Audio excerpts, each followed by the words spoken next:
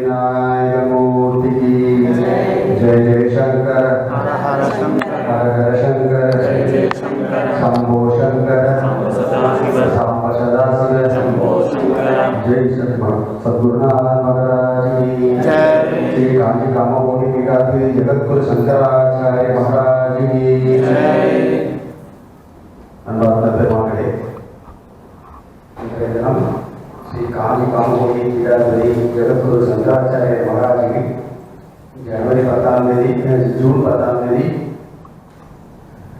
जयंती महोत्सवம் அதை முன்னிட்டு நம்முடைய இக்னாத் கமிட்டி மூலமா 6 நாள் உபன்யாசம் நடந்துருக்கு. இது 3வது நாள். இன்றைய 3வது நாள் செய்பவர் மாஸ்டர் ஸ்ரீ ஸ்ரீவத்சன். அவருடைய படிப்பு உங்களுக்கு தெரியும். இந்த வருஷம் +2 படிச்சுட்டு இருக்காரு. நல்லபடியாக எக்ஸாம் எழுதி நல்லபடியாக ஸ்டேட் ஃபர்ஸ்ட் வாங்குற மாதிரி பகவான் பிரார்த்தனை பண்ணணும். அதே மாதிரி நாளை 20, 21, 22 3 நாள் கணேஷ் சர்மா அவர்களின் உபன்யாசம் இருக்குது. மகாபெரியவர்கள் மகிமை அதை பற்றி. ஸோ இன்றைய தினம் இந்த நிகழ்ச்சியை நம்ம இதோட இப்போ தொடங்கலாம். அதுக்கு பின்னாடி என்னுடைய ஸ்பெஷல் ரிக்வஸ்ட்டு, எல்லோரும் மொபைல் வச்சுருக்கு அதை கொஞ்சம் சைலண்ட் மோடில் போட்டிங்கன்னா கொஞ்சம் நல்லாயிருக்கும். ஏன்னா அது நடுவில் கிளிக் ஆகும் போது அவங்களுக்கும் டிஸ்டர்ப் ஆகுது, மற்றவங்களுக்கும் டிஸ்டர்ப் ஆகுது. ஸோ அது கான்சன்ட்ரேஷனுக்குள்ள வேறு எங்கேயும் டைவர்ட் ஆகிருக்குது. ஸோ அதனால் கொஞ்சம் சின்ன ரிக்வஸ்ட்டு, மொபைலை கொஞ்சம் சைலண்ட் மோடில் போட்டு வச்சுருக்கோம். ராதே கிருஷ்ணா. நம்ம இப்போ ஸ்டார்ட் பண்ணலாம். ராதே கிருஷ்ணா.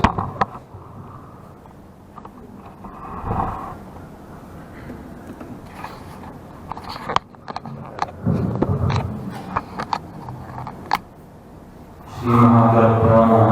विनायकादि हरिहर समस्त देवताभ्यो नमो नमः. सदाशिवसमारम्भां शंकराचार्यमध्यमाम् अस्मदाचार्यपर्यन्तां वन्दे गुरुपरम्परां. श्रुतिस्मृतिपुराणानाम् आलयं करुणालयं नमामि भगवत्पाद शंकरं लोकशंकरम्. अपार करुणासिन्धुं ज्ञानदं शान्तमूर्तिनं श्रीचन्द्रशेखरगुरुं प्रणमामि मुदान्वहम्. श्रीमान् वेंकटनाथार्य कवितार्किककेसरी वेदांताचार्यवर्यो मे सन्निधत्तां सदाशिवि. शरणागत दीनार्थ परित्राण परायणे सर्वस्यापि हरे देवी नारायणी नमोस्तुते.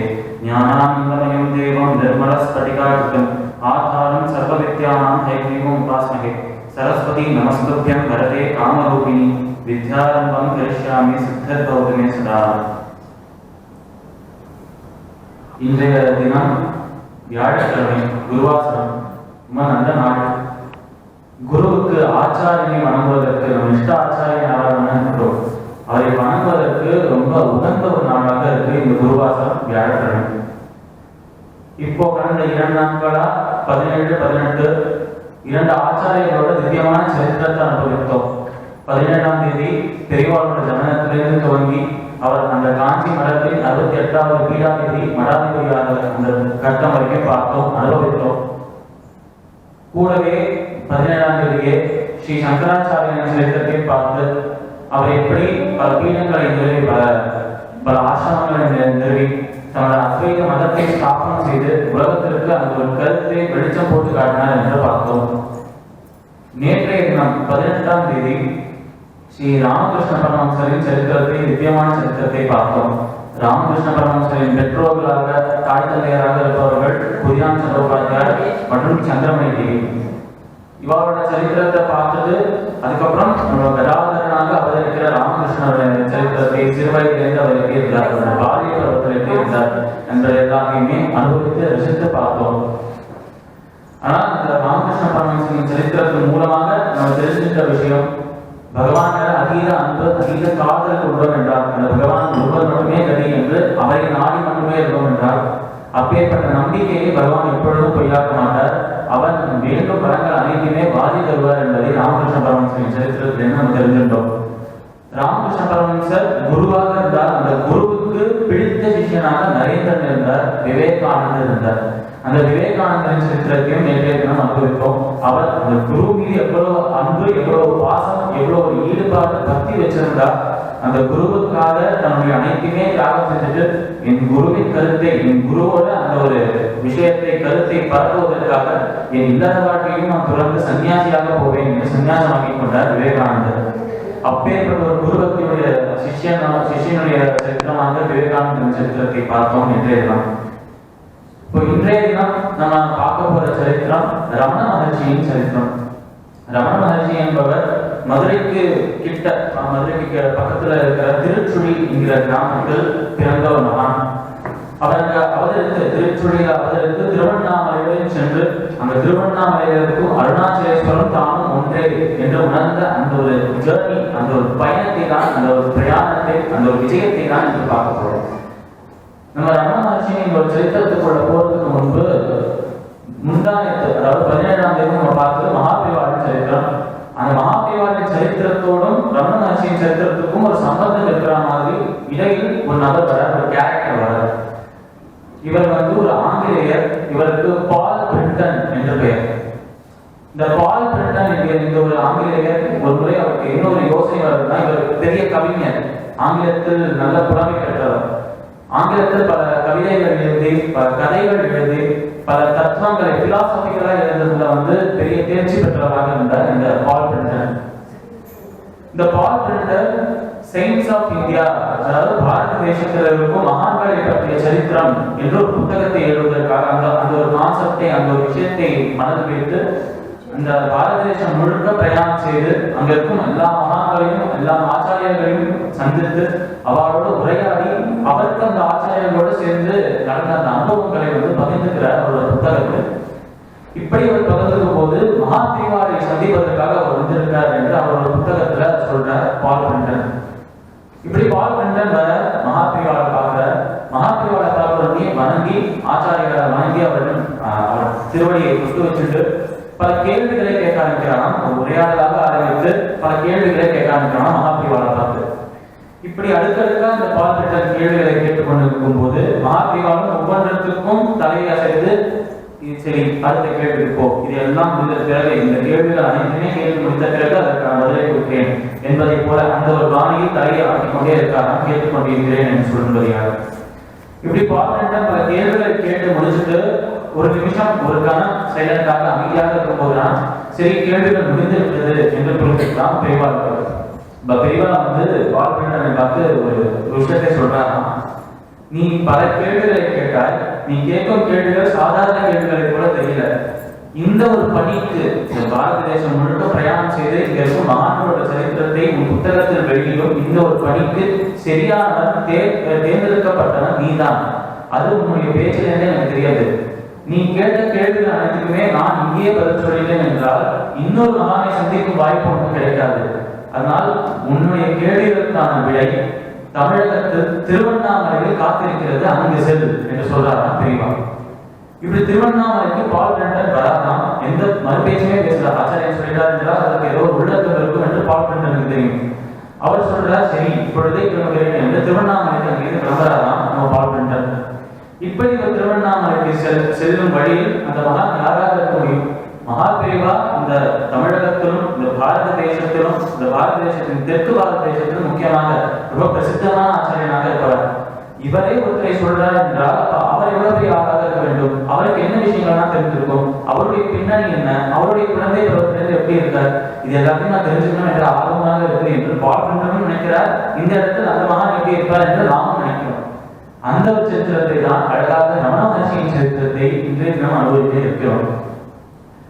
இந்த ரமண மகர்ஷியின் சரித்திரம் என்பது ஒரு சிறுவன், வெங்கட்ரமணன் என்று ஒரு சிறுவன். அவனுக்கு தான் யார் என்கிற அந்த ஒரு கேள்வி மனதில் வரவே ஒரு 16 வயதான இருக்கும் அந்த சிறுவனுக்கு. அந்த நேரத்தில் ஒரு இளைஞன் என்று வைத்துக் கொள்ளலாம் அளவுக்கு.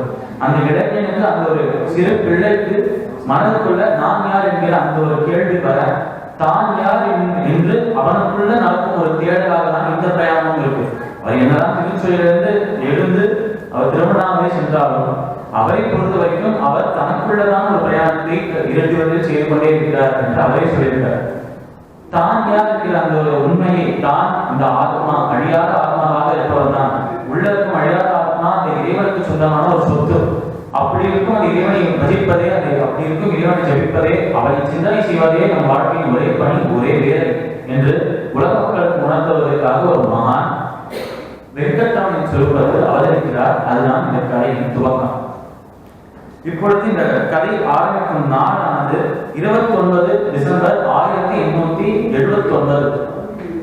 இந்த நாளில் வரும் நட்சத்திரம் ரொம்ப ஒரு விசேஷமான நட்சத்திரம். ஏனென்றால் திருவாதிரை நட்சத்திரம், ஆருத்ரா நட்சத்திரம். இந்த திருவாதிரை நட்சத்திரத்தில் பொதுவாக வைஷ்ணவர்கள் நரசிம்மாவதாரத்தை கொண்டாடுறார். சைவர்கள் சிவபெருமானை வழிபடுவதற்கு ஒரு உகந்த நாளாக இந்த நட்சத்திரத்தை பார்க்கிறார், இந்த திருவாதிரை நட்சத்திரத்தை. திருவாதிரை நட்சத்திரம் அன்று திருச்சுழி என்கிற கிராமத்தில், மதுரைக்கு 50 கிலோமீட்டர் தொலைவில் இருக்கு, திருச்சுழி என்கிற இந்த ஒரு கிராமத்தில், அந்த கிராமத்தில் இருக்கும் அனைத்து சிவாலயங்களிலும் கோலாகலமாக திருவிழாக்கள் நடந்துருக்கான். திருவிழா போல இருக்கான், பக்தர்கள் எல்லாருமே வரலாம். இப்படி கூட்டமாக ஒவ்வொரு சிவாலயமாக பக்தர்கள் சென்று கொண்டே இருக்கா. அப்படி ஒரு அதீத அன்பு, அப்படி ஒரு அதீத காதல் இருக்கான் அவர் சிவபெருமான் மேல. அவ எல்லாருமே சிவாலயங்களுக்கு இந்த திருவாதிரை நன்னாளை உபயோகப்படுத்திக்கணும், இதில் சிவனை தரிசனம் செய்து நம்ம புண்ணியத்தை தேட வேண்டும் என்று எல்லாருமே வந்துட்டு இருக்காங்க பக்தர்கள். இந்த மாதிரி எல்லாருமே வந்துட்டு இருக்கா. இரவு வரைக்கும் சாயந்தரம் வரைக்கும் தரிசனங்கள் நடந்து கொண்டே இருக்கு. அன்று இரவு கழியது.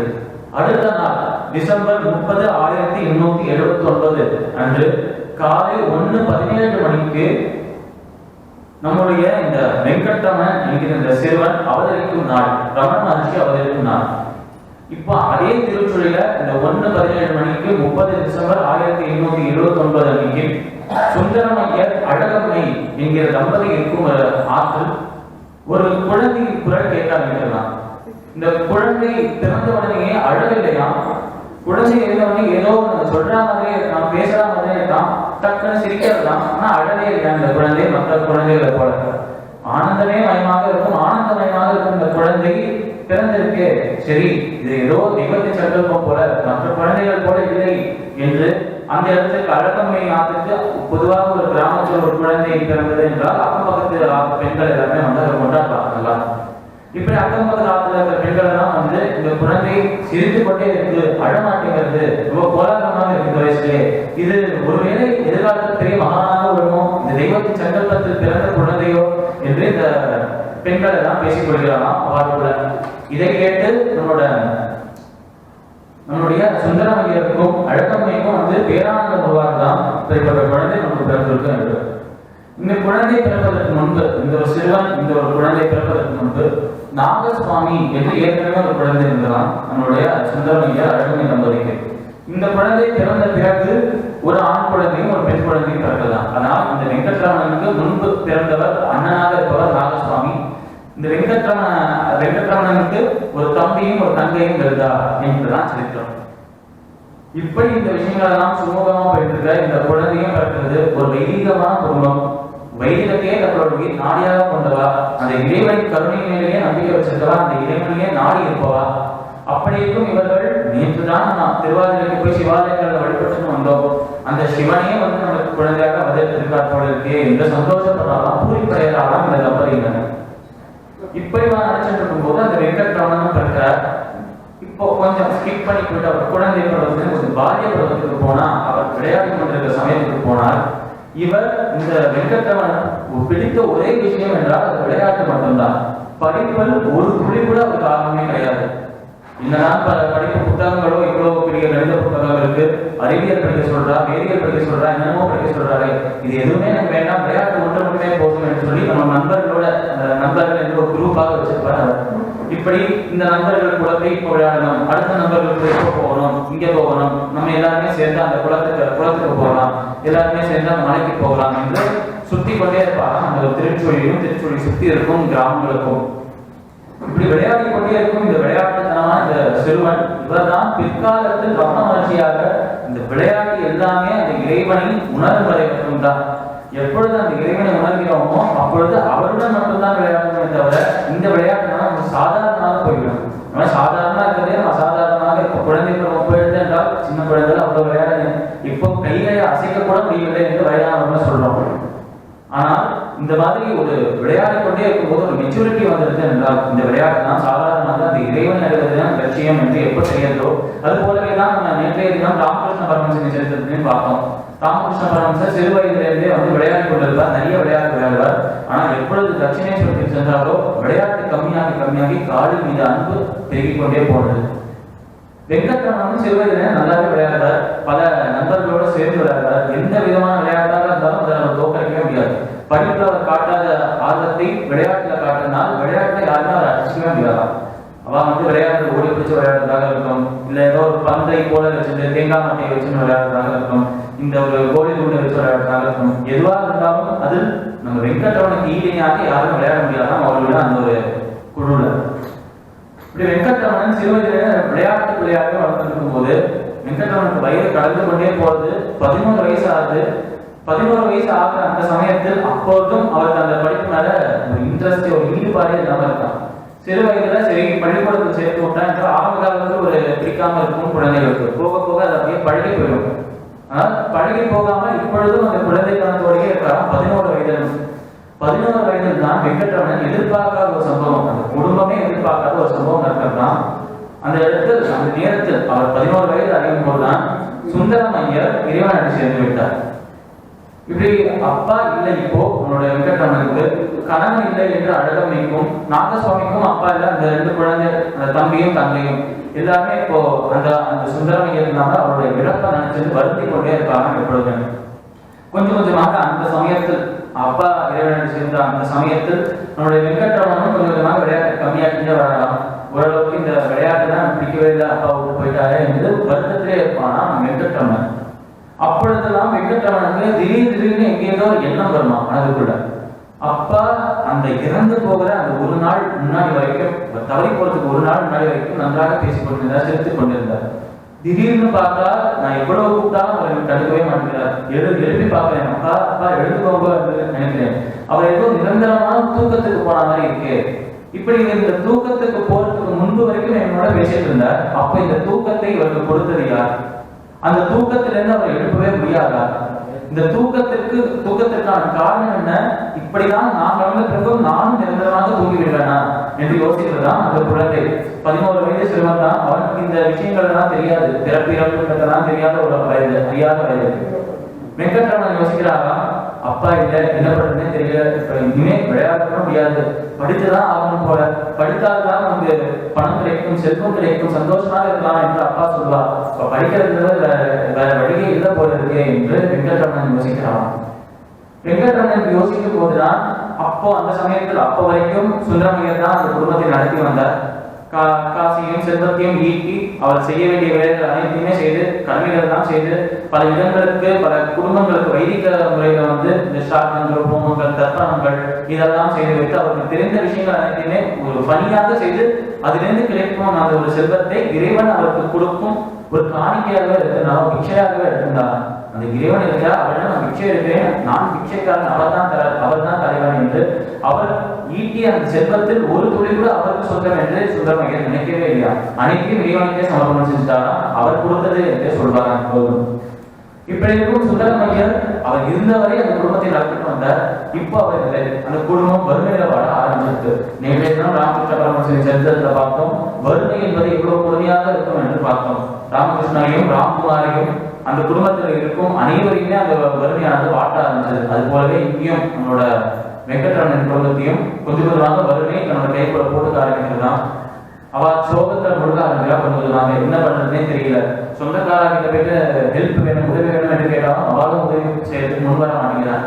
என்ன பண்றதுன்னே தெரியல என்று சொல்லும் போது அப்பொழுதுதான் இந்த திருச்சுழியானது மதுரையிலிருந்து 50 கிலோமீட்டர் தொலைவில் இருக்கு என்று சொன்னேன் ஆரம்பத்தில். அந்த 50 கிலோமீட்டர் தொலைவில் இருக்கிற மதுரையில் நம்ம வெங்கட்ரமன் ஒரு சித்தப்பா, அதாவது நம்மளோட சுந்தரமையரின் ஒரு சகோதரன், அவர் அந்த மதுரையில இருந்து நீங்க வெங்கட்ரமனையும் நாகசுவாமியும் என்னிடம் கொடுத்துருங்கோ, நான் அவளை பார்த்துக்கிறேன், நான் அவளை பத்திரமா பார்த்துட்டு நாகசுவாமியின் படிப்புக்காகவும் வெங்கட்ரமனின் படிப்புக்கும் அவரோட உயர்வுக்கான பொறுப்பை நானே ஏற்றுக்கிறேன். சுந்தரமையர் இருக்கிற வரைக்கும் அவர் எனக்கு எவ்வளவு விஷயங்கள் செய்திருக்காரு, என்னோட அண்ணனாக இருந்திருக்கார். எனக்கு எப்பவுமே இந்த ஒரு விஷயம் புரிந்து கொள்ள வேண்டிய விஷயம். நேற்றைய தினம் நம்ம ராமகிருஷ்ணா ராம்குமாரை பார்த்தோம், அண்ணன் தம்பியாக பார்த்தோம். இன்றைய தினம் நாகசுவாமி வெங்கட்ரமனை பார்க்கிறோம், அண்ணன் தம்பியாக. சுந்தரமையர் அப்புறம் வெங்கட்ரமனின் சித்தப்பா, இவர் 2 பேருமே அண்ணன் தம்பியாக இருக்காங்க. ராமாயணத்தில் ரொம்ப அழகான ஒரு விஷயம் வரும். என்னென்றால் நம்ம ராமரை வனவாசம் அனுப்ப வேண்டிய சமயம் வருது. அப்பொழுது கௌசல்யா தேவி அழைத்து சொல்றாராம் ராமரை பார்த்து, நீ அப்பா தவறி போயிட்டா என்று வருத்தப்படாதே. அந்த சமயத்துல அப்பா தவறிட்டார், வனவாசம் திருப்பி போவான சமயத்துல அப்பா தவறிட்டார். அப்பா தவறினார் என்று கவலைப்படாதே, உன்னுடைய தம்பி உனக்கு அப்பாவாக இருப்பார் என்று சொல்றான் கௌசல்யா. அது போலவே இந்த பக்கம் இது நடக்கும் போது ராமன் கொஞ்ச நேரம் போயிடுவா என்று சொல்லி லக்ஷ்மணனை அழைக்கிறாராம். லக்ஷ்மணனை அழைத்து சொல்றாராம், அப்பா போயிட்டா நினைக்காதே, நீ அப்பா இப்ப இருந்தா எவ்வளவு சேவை செய்வியோ, எவ்வளவு கைங்கரியம் செய்வியோ அதை உன் அண்ணனுக்கு செய். ஏனென்றால் சாஸ்திரங்களில் கூறப்பட்டுள்ளது, ஒரு நபரின் அண்ணனாக இருப்பவர், தமையனாக இருப்பவர், அவருக்கு சேவை செய்வது அப்பாவுக்கு சேவை செய்வதற்கு சமமாக இருக்கும். அதனால ஒருத்தருக்கு அண்ணன் இருக்கிறார் என்றால் அவருக்கு ஒரு அப்பா ஒரு தந்தை இல்லை, 2 தந்தை.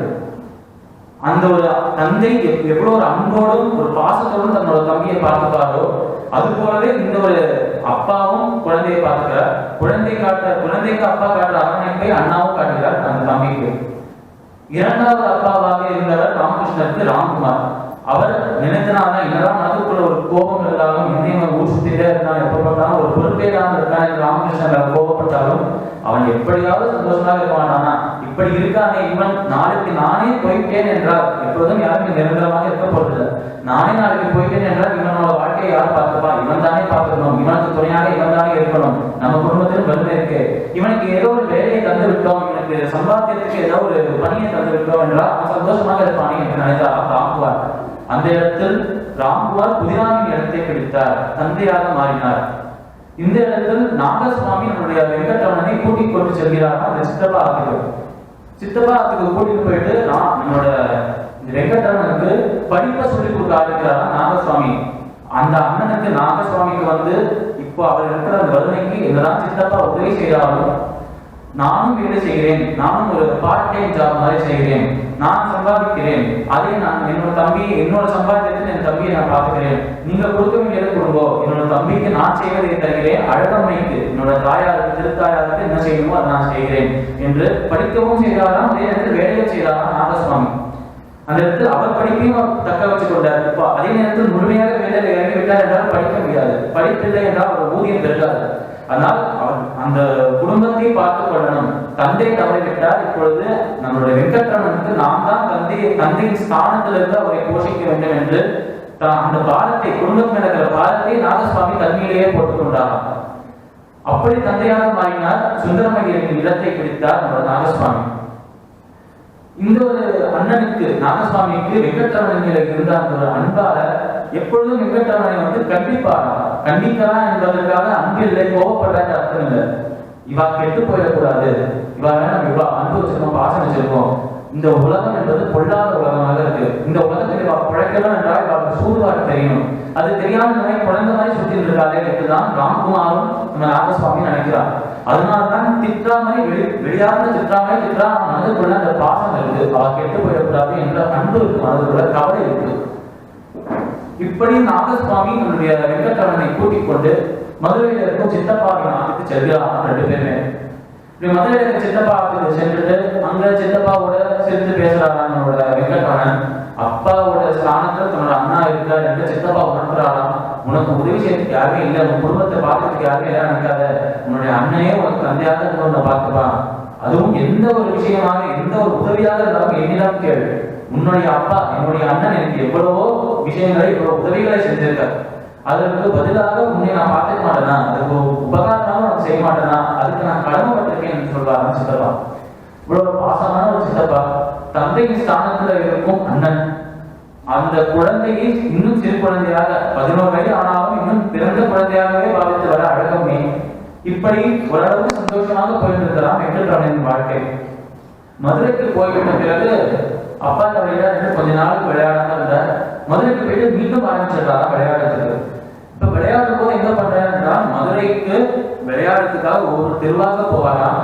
ஒவ்வொரு தெருவாக சென்ற பிறகும் அவருக்கு மனதுக்குள்ள ஒரு ஏக்கம் இருக்குமா, இங்க மதுரையில மீனாட்சி அம்மன் என்று அவ இருக்காமே, யாரோ அம்மனின் ஆலயம் இருக்காமே, அந்த அம்பாவை தரிசிக்க வேண்டும் என்று மனதுக்குள்ள ஒரு அபாபரம்.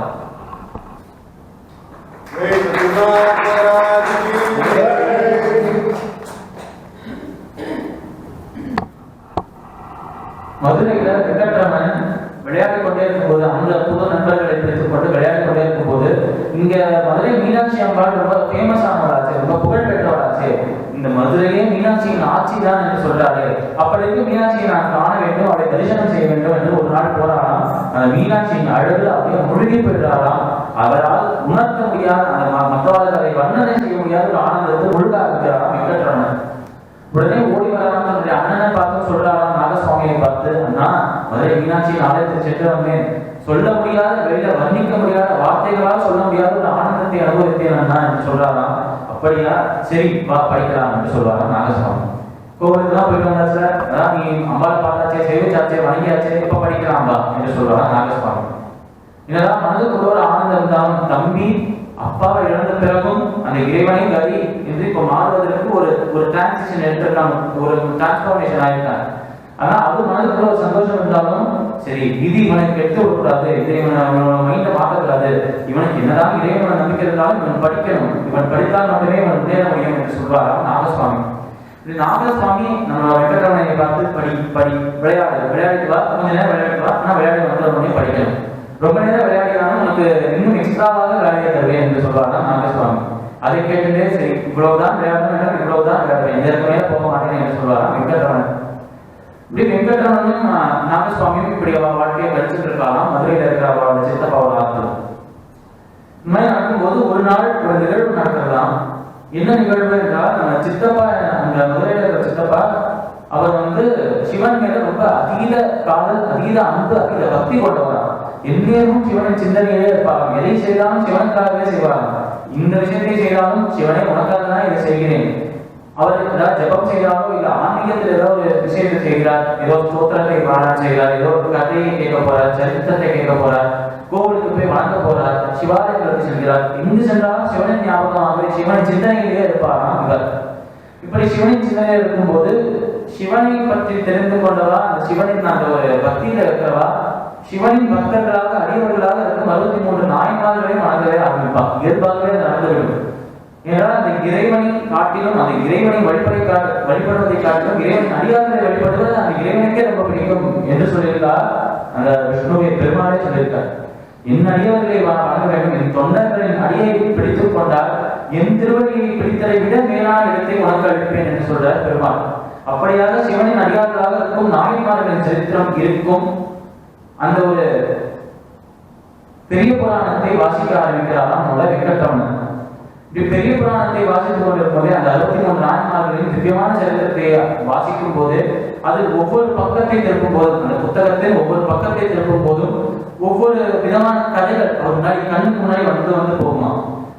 ஒவ்வொரு பக்கத்தை திருப்பும் போதும் ஒவ்வொரு சிவன் மீது ஒவ்வொருத்தரும் கொண்டிருந்த வெவ்வேறான பக்தி, அவ பக்தியை வெளிக்காட்டுற வெவ்வேறு விதங்கள், இது எல்லாத்தையுமே பார்த்து ஆச்சரியப்படுறாராம். இந்த சிவனை வழிபடுவதற்கு கோவிலுக்கு சென்று கைகளை கூப்பிக் கொண்டு அவரை நமஸ்கரித்தால் போதும் என்று நினைத்தேனே. கண்ணப்ப நாயனார் இருக்கார், சிவனுக்கே கண் கொடுத்தவராக இருக்கிறார். பெண் நாயனார்கள் நிறைய பேர் இருக்கா. இந்த ஆண்கள் சொன்னாலே அந்த சிவனுக்காகவே, அந்த சிவனை வழிபடணும் என்பதற்காகவே பெண்பாகத்தை கொண்டவர்களும் இருக்கா நாயன்மார்கள். நாங்கள் பெண்தான் அந்த சிவனை காதலிக்கிறோம், காதலால் சிவனை அடைவோம் என்று சிவனை பெண்பாகம் பூண்டு காதலித்த நாயன்மார்களும் இருக்கா ஆண்கள். இப்படியெல்லாம் பக்தியை வெளிப்படுகிறாரே, சிவனை வழிபடுவதற்கு, இறைவனை வழிபடுவதற்கு, பக்தியை வெளிக்காட்டுவதற்கு இவ்வளவு வழிகள் இருக்கா, இவ்வளவு விதங்கள் இருக்கா, இது எனக்கு இப்பதானே தெரியும் என்று வெங்கட்ரமணன் யோசிக்கிறான். சிறுவயதிலிருந்து ஒரு விஷயத்தை அவருக்கு பிடித்து விட்டதே என்றால் அதிலேயே பிக்ஸ் ஆகிடுவாராம் வெங்கட்ரமணன். இந்த விஷயத்தை தெரிஞ்சுட்டோம்னா இதையே திருப்பி படிக்கணும், மீண்டும் மீண்டும் படித்து மனதில் பதியும் வரை படிக்க வேண்டும்.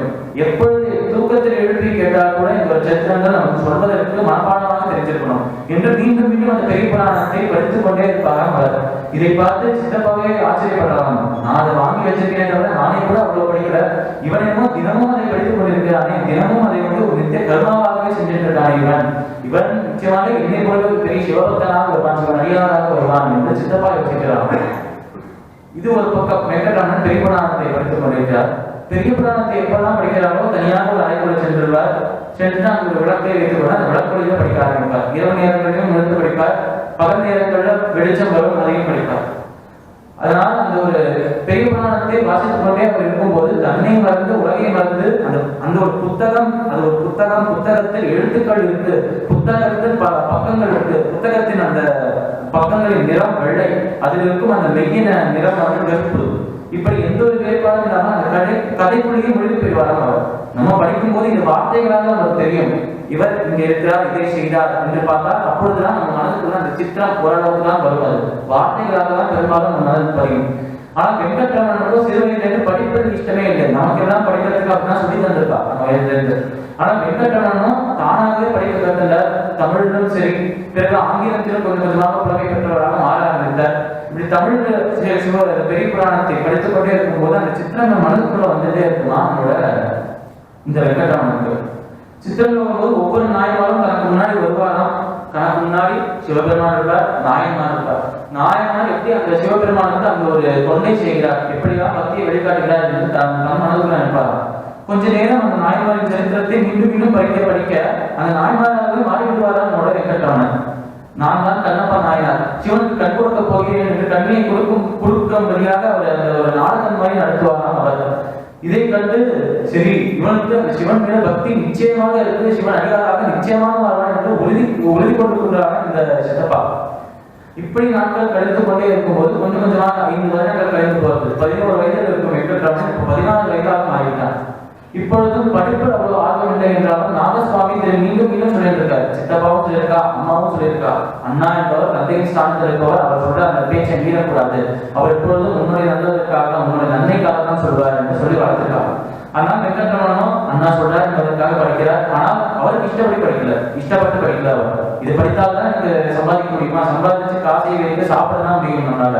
ஆனா இந்த பெரும்புராணத்தை படித்தாலும் எனக்கு பேரானந்தம் உருவாகிறது. இந்த பேரானந்தத்தை உங்களின் படிப்பு தருமா என்று நாகசுவாமியை பார்த்து பலமுறை கேட்பாராம் அவங்களோட வெங்கட்ரமணன்.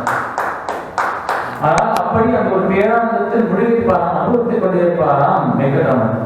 16 வயது ஆகும்போது பெரிய புராணத்தை படித்து மனப்பாடமாக அவர் தெரிந்துவிட்டது. அந்த சமயத்தில் திடீர்னு ஒரு நாள் ஒரு மதிய வேளையில் அவர் மனதுக்குள்ள ஒரு எண்ணம் வரலாம். திடீர்னு எங்கேயோ ஒரு எண்ணம் வரலாம். எந்த எண்ணம் என்றால், மீண்டும் ஒரு பல வருடங்களுக்கு முன்பு, 5-6 வருடங்களுக்கு முன்பு சென்று அவர் மனதுக்குள்ள மனக்கண்ணால் 5-6 வருடங்கள் முன்பு சென்று பார்த்து தன்னுடைய அப்பாவோட ஞாபகம், தந்தையோட ஞாபகம் வருதான் வெங்கட்ரமணனுக்கு. உடனே எவ்வளவு உற்சாகமாக இருந்தாலும் ரொம்ப பாடி போவாங்க. அப்பா இருந்தார், எவ்வளவு அரவணைப்போட எனக்கு பார்த்துட்டாரு, எவ்வளவு பாசத்தோடு வாஞ்சியோட எனக்கு கூப்பிடுவார். வெங்கட்ரமணா இங்க வா என்று கூப்பிடுவார். இப்படி கூப்பிடுவதற்கு அப்பா இப்ப இல்லையே என்று யோசிப்பானா மனதுக்குள்ள. அப்படி சோகம் மனதில் வரும்போது அப்பொழுது இன்னொரு எண்ணமும் கூடவே வருமா. அந்த சிறு வயதில் 11 வயதில் அப்பா இருந்த சில நாட்களிலேயே அவருக்கு ஒரு நினைவு வந்தது, ஒரு எண்ணம் வந்தது என்று பார்த்தோம். அப்பா தவறி போறதுக்கு ஒரு நாள் முன்னாடி வரைக்கும் ஏதோ ஒன்று அவருக்குள்ள இருந்தது. அதை பேச வைத்தது, சிரிக்க வைத்தது, நடக்க வைத்தது, நகர வைத்தது. ஆனால் அவர் நிரந்தரமாக தூக்கத்துக்குள்ள போன பிறகு அந்த விஷயம் அவர்கிட்ட போனது. இப்போ அவருக்குள்ள இருந்த அந்த விஷயம் என்ன, அந்த விஷயம் எப்பொழுது இவருக்குள்ள வந்தது, எப்பொழுது இவரை விட்டு போனது, அந்த விஷயம் இருக்கும் வரைதான் ஒருவரால் பேச முடியுமா, சிரிக்க முடியுமா, நடக்க முடியுமா, பார்க்க முடியுமா, அனுபவிக்க முடியுமா? அந்த விஷயம் வெளியில போறதுக்கான நேரம் வந்தது என்று எப்படி தெரியும்? அந்த உள்ள இருக்கும் அந்த விஷயம், அந்த ஒரு வஸ்து போய்விட்டது என்றால் அடுத்து நடப்பது என்ன? இப்படி பல கேள்விகள் உள்ள வரதான் மனதுக்குள்ள வெங்கட்ரமணனுக்கு. இந்த விஷயங்கள் எல்லாத்தையுமே போயிட்டு சித்தப்பா கிட்ட கேட்பாராம். சித்தப்பாவும் யோசிப்பாராம். இந்த விஷயங்கள்லாம் அவருக்கு தெரியும். உள்ள இருக்கிறது ஆத்மா, அதுதான் உள்ள இருக்கிற சக்தியாக, நம்ம இயக்கும் சக்தியாக இருக்கிறது. பிராணவாயுக்கள் உள்ள இருக்கு. அந்த பிராணவாயுக்கள் பஞ்சவாயுக்களும் நமக்குள்ள இருக்கு, நம்ம இயக்குகிறது. அந்த இறைவன் நமக்குள்ள இருக்கார். அவரின் சங்கல்பம் இல்லாமல் ஒரு அணுவும் அசையாது, நம் உலகம் அசையாது என்று இது எல்லாத்தையுமே சொல்வதற்கு அந்த சித்தப்பா தயாராக இருந்தார். ஆனால் இதை சொன்ன இந்த ஒரு இளைஞன் புரிஞ்சுப்பானோ, 16 வயதான இருக்கு, விளையாட்டு இருக்கான், பெரிய புராணத்தை படிக்கலாம், சிவன் மேல நம்பிக்கை வச்சிருக்கான், சிவன் அடியாராக இருக்கான், அது சரி. ஆனால் இந்த கருத்துக்கள் எல்லாம், இந்த ஒரு விஷயத்தை, இந்த ஒரு தத்துவத்தை புரிந்து கொள்கிற அளவுக்கு அவனுக்கு ஞானம் இருக்குமா, அதை புரிந்து கொள்கிற அளவுக்கு அவனுக்கு அந்த ஒரு மெச்சூரிட்டி இருக்குமா என்ற ஒரு கேள்வியை நமக்குள்ளே கேட்பாரா. அது பதில் சொல்றதுக்கு முன்னாடியே கிளம்பி போயிடுவாங்க. வேற இருக்குன்னு சித்தப்பா கிட்ட கேட்டார், வேற நடக்கல. அண்ணன் கிட்ட கேட்கிறான் நாகசுவாமி கிட்ட. நாகசுவாமி இந்த கேள்வியை கேட்ட உடனே நாகசுவாமி முகத்தில் ஒரு விதமான அதிர்ச்சி வரலாம், ஒரு விதமான ஒரு பதற்றம் வரலாம். இதெல்லாம் உனக்கு யார் சொல்றா? எங்கேயும் இந்த விஷயத்தான் தெரிஞ்சுக்கிற, அதெல்லாம் ஒண்ணு படிக்க போ, இந்த விஷயத்தான் நினைக்கவே கூடாது, நினைச்சா நீ ரொம்ப பயந்து போயிடுவார், அப்புறம் நான் எதுவுமே செய்ய முடியாது என்று பயப்படுவாராம் நாகசுவாமி. என்றால் இந்த விஷயத்தை பற்றி இன்னும் தெரிந்து கொள்கிறார், இன்னும் விஷயங்களை புரிந்து கொண்டே இருந்தார் என்றால், இந்த இறப்பு என்றால் என்ன, பிறந்தவரை எண்ணி இறக்கிறார், இருக்கும் தருவாயில் என்ன செய்கிறார், இறந்த பிறகு அவர் எங்க போகிறார், இதெல்லாம் தெரிந்து கொண்டால் எங்க இந்த குழந்தை பயந்து விடுமோ. அதை பொறுத்த வரைக்கும், நம்மளோட நாகசுவாமியை பொறுத்த வரைக்கும் 16 வயது இருக்கும் இந்த வெங்கட்ரமணன் குழந்தையை போலதான் இருப்பார், தந்தை ஸ்தானத்துல இருந்தவர். அதனால இந்த குழந்தை எங்க பயந்து போயிடுமோ அப்படி அப்படி எதுவுமே பண்ண மாட்டேன் என்று பயந்து போய் ஒதுக்கி ஒரு இடத்துல உட்கார்ந்துருவோம். இந்த விஷயத்தெல்லாம் புரிந்தா வெங்கட்ரமணன் சிறு வயதிலிருந்து ரொம்ப சென்சிட்டிவாக இருப்பார். திடீர்னு அவருக்கு சிரிக்கணும்னு தோணிட்டு திடீர்னு சிரிப்பாராம். அவர் அழணும் என்று தோணிட்டா அவர் சிறு விஷயம் ஏதோ ஒரு சின்ன விஷயம் அவர் அழகக்கூடிய விஷயம் வந்துவிட்டாலும் ஓய்வு அழுவாரம் உண்மையிலே அழுது கொண்டே இருப்பாராம். அவர் எந்த ஒரு சின்ன விஷயத்திற்கும் பெரிதாக ரியாக்ஷன் பண்ணக்கூடிய கேரக்டரா வெங்கட்ரமணன். அந்த சமயத்தில் வெங்கட்ரமணன் இப்படி இருக்க நம்மளுடைய நாகசுவாமி இந்த விஷயத்தெல்லாம் சொல்லாமல் அவரும் சொல்லாமல் இந்த விஷயத்தையே நிறுத்துறாராம்.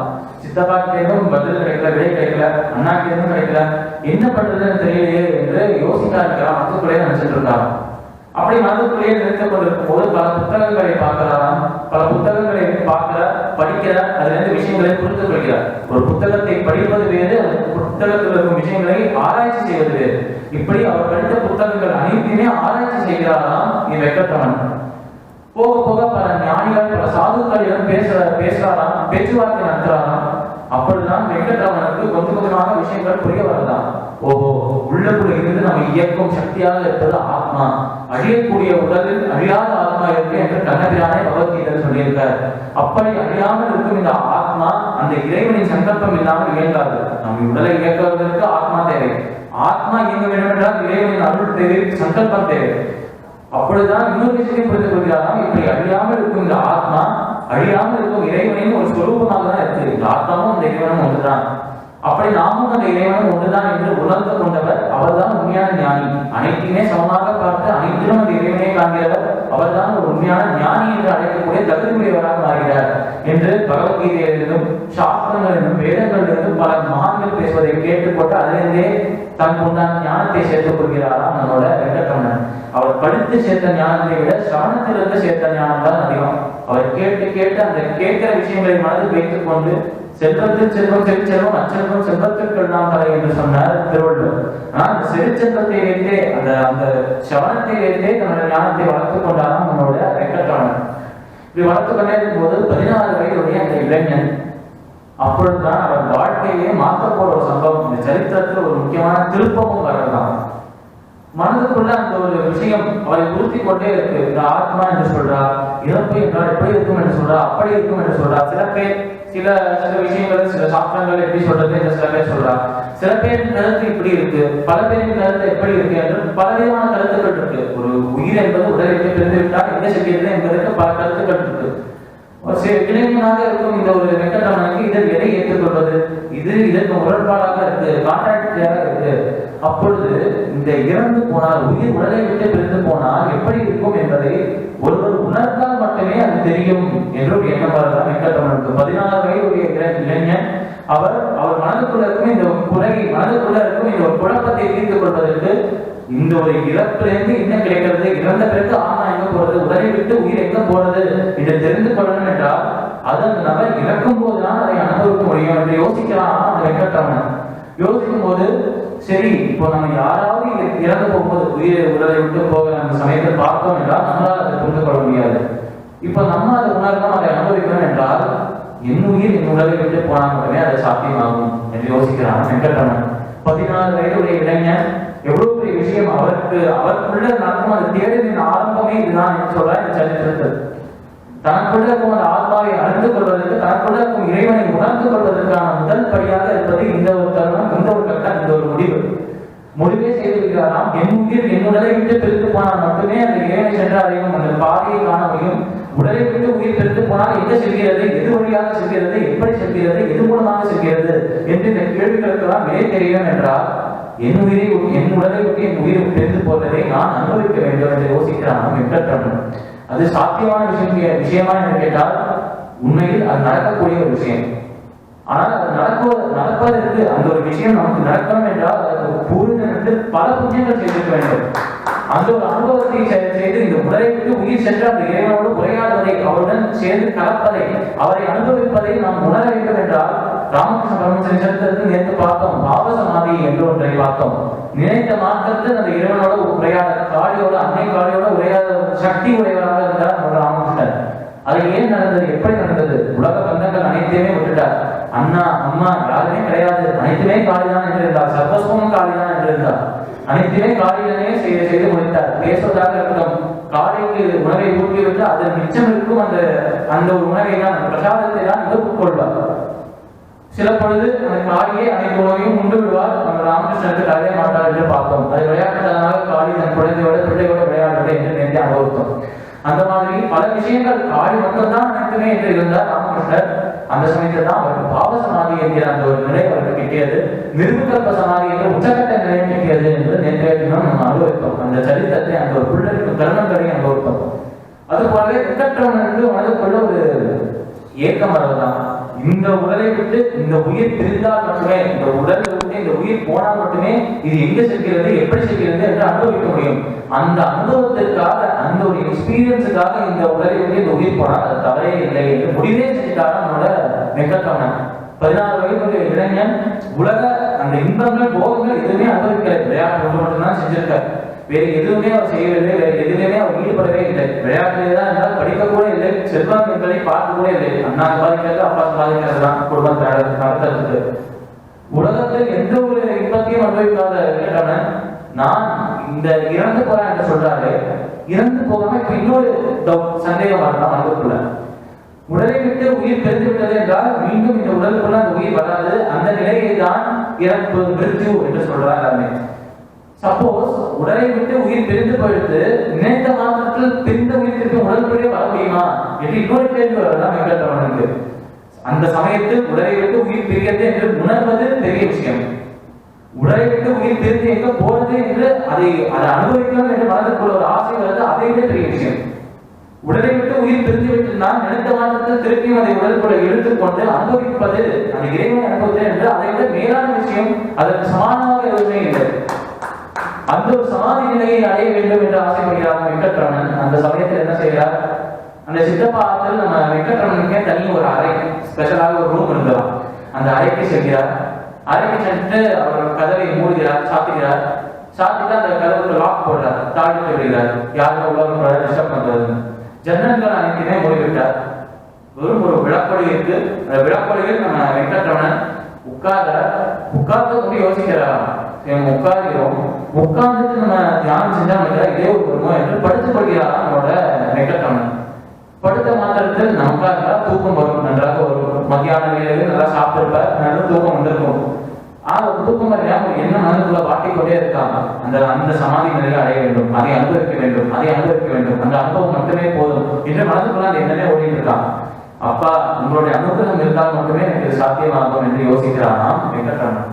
அந்த சமயத்திலும் அப்பாவை நம்மளோட தந்தையே இறைவனாக கொண்டு, அப்பா எனக்கு இந்த அருளை புரிய வேண்டும் அப்பா என்ற மனதுக்குள்ளேயே கதறுகிறாராம். எனக்கு இந்த அனுகிரகத்தை புரிந்து இந்த அனுபவத்தை எனக்கு தாங்கும், இந்த அனுபவத்தை நீங்க தந்தாலே போதும், உங்களுக்கு கோடான ஜென்மங்கள் புண்ணியப்பட்டிருப்பேன், கடன் பட்டிருப்பேன் சொல்றாராம் மனதுக்குள்ளேயே வெங்கட்ரமணன். தன்னுடைய அப்பாவுக்கு இதை வேண்டிக் கொண்டே இருக்கும்போது நேரம் அந்த நிமிடங்கள் நகர்ந்து கொண்டே போறது. டக்குன்னு ஒரு கட்டத்தில் மொத்தமாக அந்த இடமே நிசப்தமாக மாறினது. ஒரு ஒளியே இல்லாமல் இருக்கு அந்த இடத்துல. கொஞ்சம் கூட ஒரு சத்தம், ஒரு ஈ எறும்பு நகர்றது, ஒரு கொசு உள்ள வர்றது, எந்த ஒரு சத்தமே இல்லை. நிஜமானே அந்த கொசு எல்லாம் வந்துட்டு இருந்திருக்கும், யாராவது பேசிட்டு இருந்திருப்பா, ரோட்ல நடந்து போயிருப்பா, ஆத்துக்குள்ள ஏதாவது சலசலப்பு இருந்திருக்கும். ஆனால் வெங்கட்ரமணனுக்கு மட்டும் எதுவுமே கேட்கலையாம். அந்த ஒரு கணம் முழுமையாக நிசப்தமாக இருப்பதில் பேரானந்தம் அடைகிறாராம். இப்படி ஒரு தாமரை மலரானது ஒரு குளத்தில் மலர்வது கூட அவரோட மனம் மலர்வதை கண்டாராம் நம்மளோட வெங்கட்ரமணன். சமயத்தில் உள்ளுக்குள்ள மலரும் அந்த மன தாமரையை நினைத்து சந்தோஷப்படுற ஆனந்த அப்படிங்கிறாராம். சரி, அந்த அனுபவம் வந்து கொண்டிருக்கிறது என்று உணர்ந்தாராம் வெங்கட்ரமணன். அந்த அனுபவமும் கொஞ்சம் கொஞ்சமாக வரதான். முதல் நிசப்தமாக இருந்தது. கண்களை மூடிக்கொண்டாராம் நம்ம வெங்கட்ரமணன். உள்ளுக்குள்ள ஏதோ ஒன்று பிரகாசிப்பதை போல தெரிஞ்சான். பிரகாசிக்கிற அந்த ஒளி கண்களை மூடிக்கொண்டால் இருளாக தான் தெரியும் எல்லாருக்குமே. எங்கேயோ தூரத்தில் ஒரு சின்ன ஒளி, தீபத்தை ஏற்றி வச்சிருந்தாங்க, 100 மீட்டர் தள்ளி போய் நின்னா அது எவ்வளவு சின்னதாக தெரியுமோ அந்த மாதிரி சின்னதாக ஒரு ஒளி. அதை அவர் நோக்கி மெல்லமாக வரதை காண்கிறாராம். அந்த ஒளி மெல்லமாக தன்னை நோக்கி வந்து கொண்டே இருக்கிறது. அது தூரத்திலிருந்து பார்க்கும்போது எந்த விஷயமா இருந்தாலும் பொறுமையாக வர மாதிரி தான் இருக்கும். அது ஒரு ரயிலாக இருக்கட்டும், பஸ்ஸாக இருக்கட்டும், நம்ம இதை அனுபவிச்சிருப்போம். ஆனால் அது கிட்ட வரதான் நமக்கு தெரியும் அது எவ்வளவு வேகத்தில் வருது என்று. இந்த சின்ன ஒளியும் கொஞ்ச கொஞ்சமாக நோக்கி வரும்போதுதான் அது எவ்வளவு கிலோமீட்டர் அவர் ஸ்பீட்ல வர்றதே தெரியாம இருக்கு. அவ்வளவு வேகத்தோட வந்திருக்கா இந்த ஒளி. இப்படி வேகத்தோட வந்திருக்கிற ஒளியை தன் மனக்கண்ணால பார்க்கிறாராம். இந்த ஒளி வளர்ந்து வளர்ந்து வளர்ந்து வளர்ந்து கோடி சூரியர்களுக்கு சமானமான பிரகாசத்தோடு இந்த ஒளி தன்னை நோக்கி வருவதை உணர்கிறாராம் நம்மளோட வெங்கட்ரமணன். அது எவ்வளவு வேகமாக தன்னை நோக்கி வருதோ அவ்வளவுக்கு அவ்வளவு அவர் மனதில் இருக்கும் குழப்பம், கஷ்டம், அப்பா தவறிவிட்டார் என்கிற கவலை, அண்ணன் படிக்க சொல்கிறானே என்கிற கவலை, சித்தப்பா ஆத்துல இருந்து அவரை தொல்லை செய்கிறோமோ என்ற மனதுக்குள்ள ஒரு கலக்கம், பெரிய புராணத்தை படித்து அவருக்கு கிடைத்த ஆனந்தம், இது அனைத்துமே பொறுத்து சுகமாக இருக்கும் துக்கமாக இருக்கும். அவர் படுத்து கொண்டிருக்கிறார், உறங்கி கொண்டிருக்கிறார். நம்ம உறங்கி கொண்டால் ஒரு விதமான சுகம் நமக்கு வரும். ஏதாவது அவ்வளவு வேலைகள் செஞ்சுட்டு நம்ம ஒரு முறை அந்த பெட்டிலையோ இந்த தரையிலையோ படுத்து கொண்டாலும் நமக்கு ஒரு சுகம் வரும். ஆஹா, தூங்க போறோம், நிம்மதியாக இருக்கு, தூங்குற சமயத்திலேயாவது நிம்மதியாக இருக்கான்னு தோணும். அந்த நிம்மதி கூட இல்லையா வெங்கட்ரமணனுக்கு. சுகம் துக்கம் எதுவுமே அனுபவிக்காமல் ஏதோ ஒரு நியூட்ரலாக சமநிலையில் இருந்து கொண்டிருக்கிறார் இவர். அந்த ஒளி அவரை நோக்கி வர வர வர வர அனைத்து எமோஷன்ஸுமே அவருக்குள்ள இருக்கும் அனைத்து உணர்ச்சிகளுமே பின்தங்கி போயிட்டே இருக்கலாம், இறுதியில் மறைஞ்சு போயிடலாம். இந்த ஒளிக்கு முன்பாக அந்த சிற்றின்பங்களின் ஒளியானது மறைஞ்சு போயிடுது. வெயில் காலத்தில் சூரியன் பிரகாசம் சமயத்தில் ஒரு லைட்டையோ பல்பையோ ஆஃப் பண்ணா அந்த சூரியன் பிரகாசத்தை காட்டும் இந்த பல்போட வெளிச்சம் கம்மியாக தான் தெரியும். அதுபோல இந்த சிற்றின்பங்களின் அந்த ஒளியானது இந்த பேரொழியின் முன்பு ஒண்ணுமே கால் தூசாக போயிருக்கிறான் எல்லாமே. அப்பொழுதுதான் புரிஞ்சுதான் அந்த அனுபவம் வந்து கொண்டிருக்கிறது என்று நினைத்தேன். அது என்னை நோக்கி வந்துவிட்டது, அந்த அனுபவத்தை முழுக போகிறேன் என்று யோசிக்கிறானா. ஒரு புன்னையோடு இருக்கிறான் வெங்கட்ரமணன். அந்த ஒளி வந்து கொண்டே இருக்கிறது, அவரை நோக்கி வரும் அந்த ஒளியானது கொஞ்சமாக பெரிதாக பெரிதாக போய்கொண்டே இருக்கு. இறுதியில் அந்த ஒளியிலேயே மூழ்கி போறாதான் நம்மளோட வெங்கட்ரமணன். மனசுடைய உணர்றான். அப்படியே அந்த ஒளியில் மூழ்கி போயிட்டு எதுவுமே தெரியல. எத்திசையில அவர் மனதுக்குள்ள மனக்கண்ணால பார்க்கிற எத்திசையிலும் அந்த ஒளி மட்டும்தான் இருக்கான், வேற எதுவுமே தெரியலையா. இந்த ஒளி உனக்கு இருந்தாலே போதும், இதை கண்டாலே போதும், வேற எதுவுமே நீ பார்க்க வேண்டிய அவசியமே இல்லை என்று உனக்கு இறைவன் உணர்த்துவது போல உணர்கிறான் உன்னோட வெங்கட்ரமணன். அந்த ஒளியிலேயே மூழ்கி எத்திசையும் அந்த ஒளியை பார்த்து மனதுக்குள்ளேயே அந்த இறைவனை தியானம் செய்கிறாராம். அப்பாவுக்கும் நன்றி சொல்கிறாராம், உங்களால்தான் நடந்தது என்று நன்றி சொல்கிறாராம், பூரிப்படைகிறார். இப்படி இந்த ஒரு நிலையானது சில பேருக்கு ஒருவேளை கனவாக இருக்குமோ என்ற ஒரு சந்தேகம் வரலாம். 1.5 மணி நேரம் அதே நிலைமையில இருந்தார், மூச்சு கூட விடல, கண்களை மூடிக்கொண்டிருந்தார், கைகாலை அசைவே இல்லை. பக்கத்தில் எறும்பு வந்து கடித்திருக்கும், கொசு வந்து ரத்தத்தை உழுது கொண்டு சென்றிருக்கும், எதற்குமே ரியாக்ட் பண்ணல. அந்த நிலையில அப்படியே கிடந்தாராம் வெங்கட்ரமணன். எப்படி இருந்தார்? அவர் ஆசைப்பட்ட அந்த இறப்பு அனுபவம் எப்படி இருக்கும் என்று ஆசைப்பட்டாரோ அது போல இறந்த ஒரு பிணம் போலவே இருந்தார் என்று சொல்லலாம். அந்த இடத்துல அந்த வார்த்தையை பிரயோகம் செய்யக்கூடாது. வெங்கட்ரமணன் பின்னாட்களை சொல்லும் போது நான் ஒரு பிணத்தை போல இருந்தேன் என்று அவர் சொன்னதாக தான் அதையும் சொல்ல வேண்டிய அவசியம் வந்தது. அதனால் உயிரற்று இருக்கும் ஒரு உடலை போல, ஒரு ஜடத்தை போல இருந்தார் நம்முடைய வெங்கட்ரமணன். ஒரு அசைவும் இல்லை, ஒரு துளி மூச்சு காட்டு வெளியே போகவில்லை. கதவை தாளித்து வச்சிருந்தார் நம்ம வெங்கட்ரமணன். சரி, உறங்கி கொண்டிருப்பானோ என்று யோசிக்கிறாராம். வெளியில வந்து சித்தப்பாவும் அண்ணாவும் வரா. கதவை வெங்கட்ரமணா வா, வெளியில வா, உங்க பேசணும் என்று சொல்றாராம். கதவு திறக்கல, சத்தமும் வரல. சரி, தூங்கி இருப்பான், இன்னும் வேகமாக அடித்தால் இருப்பான் என்று வேகமாக அடிக்கிறான் சித்தப்பாவும் அண்ணாவும். வெங்கட்ரமணா விளையாடாதே, வெளியில வா என்று அழைக்க ஆரம்பிப்பா. அப்பொழுதும் எந்த ஒரு சத்தமுமே இல்லையா. வெங்கட்ரமணா உடனே வெளியில வா, என்ன எடுத்து என்று கேட்கலாம். பதவியை போயிட்டாலும் அண்ணாவும் சித்தப்பாவும். அப்பொழுதும் எந்த ஒரு இதுவும் இல்லையா. கதவை உடைத்துக் கொண்டு உள்ள செல்லும் போதுதான் ஒரு பிணத்தை போல வெங்கட்ரமணன் படுத்துக் கொண்டிருப்பதை காண்கிறாராம். தூங்கிட்டு இருப்பானோ, ரொம்ப ஆழ்ந்த தூக்கத்தில் இருப்பானோ, மூக்கிட்ட விரலை வைத்து பார்த்தா மூச்சே இல்லையா. பயந்து போயிடலாம். இதுவரை இப்போ வரை பேசிக்கொண்டு சிரித்துக் கொண்டுதானே இருந்தான், அறைக்குள்ள போறதுக்கு முன்பு கூட நம்ம கூட பேசித்தானே போனான், என்ன ஆயிரத்தி இவனுக்கு என்று பதவி போறாராம். எழுப்பு முயற்சி செய்யறான். கையில எடுத்துட்டு உலுக்கி பார்க்கிறான் வெங்கட்ரமணன். எழுந்துக்கவில்லை. அடித்து பார்க்கிறான், எழுந்து அடித்து பார்க்கிறான், தண்ணீரை தெளிச்சு பார்க்கிறான், எதற்கும் மசிக்கவே இல்லையா வெங்கட்ரமணன். அதே நிலையில அப்படியே கிடைந்தாராம். கொஞ்சம் கொஞ்சமாக அவருக்கு மூச்சும் திரும்ப ஆரம்பிச்சது, கைகளெல்லாம் அசைக்க ஆரம்பிக்கிறார், மூமெண்ட் கொஞ்சம் கொஞ்சமாக வர ஆரம்பிக்கிறது. எப்படி உயிர் ஒரு உலகத்துல வரும்போது, ஒரு குழந்தைக்குள்ள அந்த உயிர் வரும்போது வெளியில குழந்தை வர்றது கர்ப்பத்திலேருந்து, அம்மாவோட கர்ப்பத்திலேருந்து, அப்பொழுது எப்போ கைகளை அசைக்கிறதோ வயிற்றுக்குள்ள இருக்கும்போது அசைத்துக் கொண்டு வெளியில வரும்போது அழுதோ அந்த மாதிரி அழவில்லை அவர். ஆனா இந்த மாதிரி கொஞ்ச கைகளை அசைக்க ஆரம்பிக்கிறார், ஒரு குழந்தையை போல கைகளை அசைக்க ஆரம்பிக்கிறார். அப்பொழுதுதான் வெங்கட்ரமணன் ஒரு புது குழந்தையாகவே, ஒரு மறு பிறப்பெடுத்ததை போலவே புதிதாக பிறந்த குழந்தை எப்படி ஒரு பிரகாசத்தோடு புன்னகையோடு இருக்கிற புன்னகைக்கிறாராம். கோடி சூரியர்கள் அவரை எந்த ஒளி அவரை நோக்கி வந்ததோ, கோடி சூரியர்கள் ஒளி வந்ததோ அந்த ஒளி, அந்த காந்தி அவருடைய திருமுகத்தில் தெரிந்ததாம். இப்போ வெங்கட்ரமணனை பார்த்து ஆச்சரியப்படலாம். என்ன எடுத்து பேச்சு மூச்சை இல்லாமல் கலந்தாயே, என்ன எடுத்து என்று கேட்கும் போது, அது உங்களுக்கு சொன்னா புரியாது, எனக்கு ஒரு பேரானந்தமான அனுபவத்தை நான் அனுபவித்தேன் என்று சொல்றாராம் வெங்கட்ரமணன் பொறுமையாக. ஆனால் அந்த ஒரு உச்சகட்டத்தை சமாதி நிலையை அடைந்து விட்டார் வெங்கட்ரமணன். சுக துக்கம், போகங்கள், நமக்கு இருக்கும் ஆசைகள், வெற்றி வெற்றி தோல்வி எதுவுமே இல்லை. அனைத்துமே அந்த ஒளியில் முடிந்து போயிடுது. அந்த ஒளிக்கு முன்பு அனைத்து ஒளிகளுமே குற்றி போய்விட்டது. அந்த ஒளியிலேயே மொழி இருக்கிறார் வெங்கட்ரமணன். அந்த ஒரு அனுபவத்தை மீண்டும் மீண்டும் பெறணும் என்று ஆசைப்படுறாங்க. அந்த ஒரு சமயத்துக்கு வந்தது ரொம்ப நாட்கள் கழிச்சுதான் திருப்பி வந்தது. அது சட்டத்தில் பார்ப்போம். ஆனா அந்த சமயத்துல வந்த ஒளி, அந்த ஒரு ஆனந்தம், அந்த ஒரு பேரானந்தம் அவருக்கு திருப்பி அந்த சமயத்தில் அந்த ஒரு காலகட்டத்தில் திருப்பி கிடைக்கவே இல்லை. அந்த ஒரு அனுபவத்தை பெற்ற இவருக்கு மனதுக்குள்ள ஏக்கம் வந்துட்டேன்றான். மனதுக்குள்ள அந்த ஒளி வந்துடுது. இந்த மாதிரி ஒரு சமாதி நிலை, இந்த மாதிரி ஒரு அனுபவம் இறைவனால் தேர்ந்தெடுக்கப்பட்ட மனிதர்களுக்கு, இறைவனால் தேர்ந்தெடுக்கப்பட்ட நபர்களுக்கு மட்டும்தான் இது கிடைக்கும் என்று சொல்லுவார். இந்த ஒளி வந்துவிட்டது, இந்த ஒளி நம்மை நோக்கி வந்துவிட்டது. இந்த ஒளிக்கு சொந்தமாக இருக்கும் அந்த இறைவன் எப்ப அந்த தேடி வருவார் என்று யோசிக்கிறான் வெங்கட்ரமணன். இப்படி இறைவனின் கருணையாக இருக்கும் ஒளி வந்துடுது. இதெல்லாம் ராமகிருஷ்ண பரமஹம்சரின் சரித்திரத்தை பார்த்தோம். இறைவன் காளியின் சொருப்பத்தை கண்டேனே, காளியின் கருணையை இன்று கண்டேன் என்று தோத்தாபுரி சுவாமிகளை பார்த்து சொன்னார் நேற்று. அது புள்ளரிக்கும் ஒரு சம்பவமாக, ஈஸ்வருக்கும் சம்பவமாக ஒரு நிகழ்ச்சியாக இருந்தது.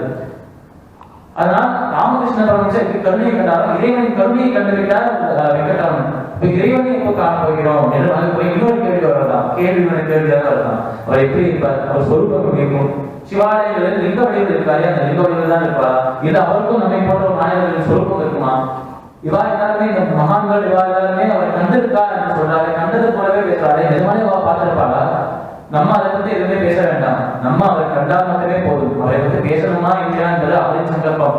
அவரை காணும் பாக்கியத்தை எனக்கு அவர் தருவாரா என்ற மனதில் நினைக்கிறாராம் வெங்கட்ரமணன். இப்படி வெங்கட்ரமணன் அவர் மனதுக்குள்ள நினைத்துக் கொண்டே இருக்கும் அந்த சமயத்தில் இறைவனின் சங்கல்பப்படியே, சிவபெருமானின் சங்கல்பப்படியே அந்த சித்தப்பாவின் ஆற்றுக்கு மதுரையில இருக்கும் அந்த வெங்கட்ரமணன் இருக்கும் அந்த இல்லத்திற்கு ஒரு சொந்தக்காரர் ஒருத்தர் வராங்க. வரும்போது எப்பயும் போல அந்த வெங்கட்ரமணனுக்கு பேசுவது ரொம்ப ஈடுபாடு இருக்குமா. அனைவருடன் ரொம்ப லேசாக பேசிக்கொண்டே இருப்பாங்க. நல்லா கம்யூனிகேஷன் ஸ்கில்ஸ் ரொம்ப அதிகமாக இருக்குமா வெங்கட்ரமணனுக்கு.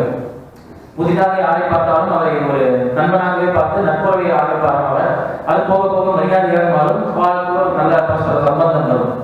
அப்படிதான் இன்னொரு சொந்தக்காரர்கிட்ட பேச ஆரம்பிக்கிறார் வெங்கட்ரமணன்.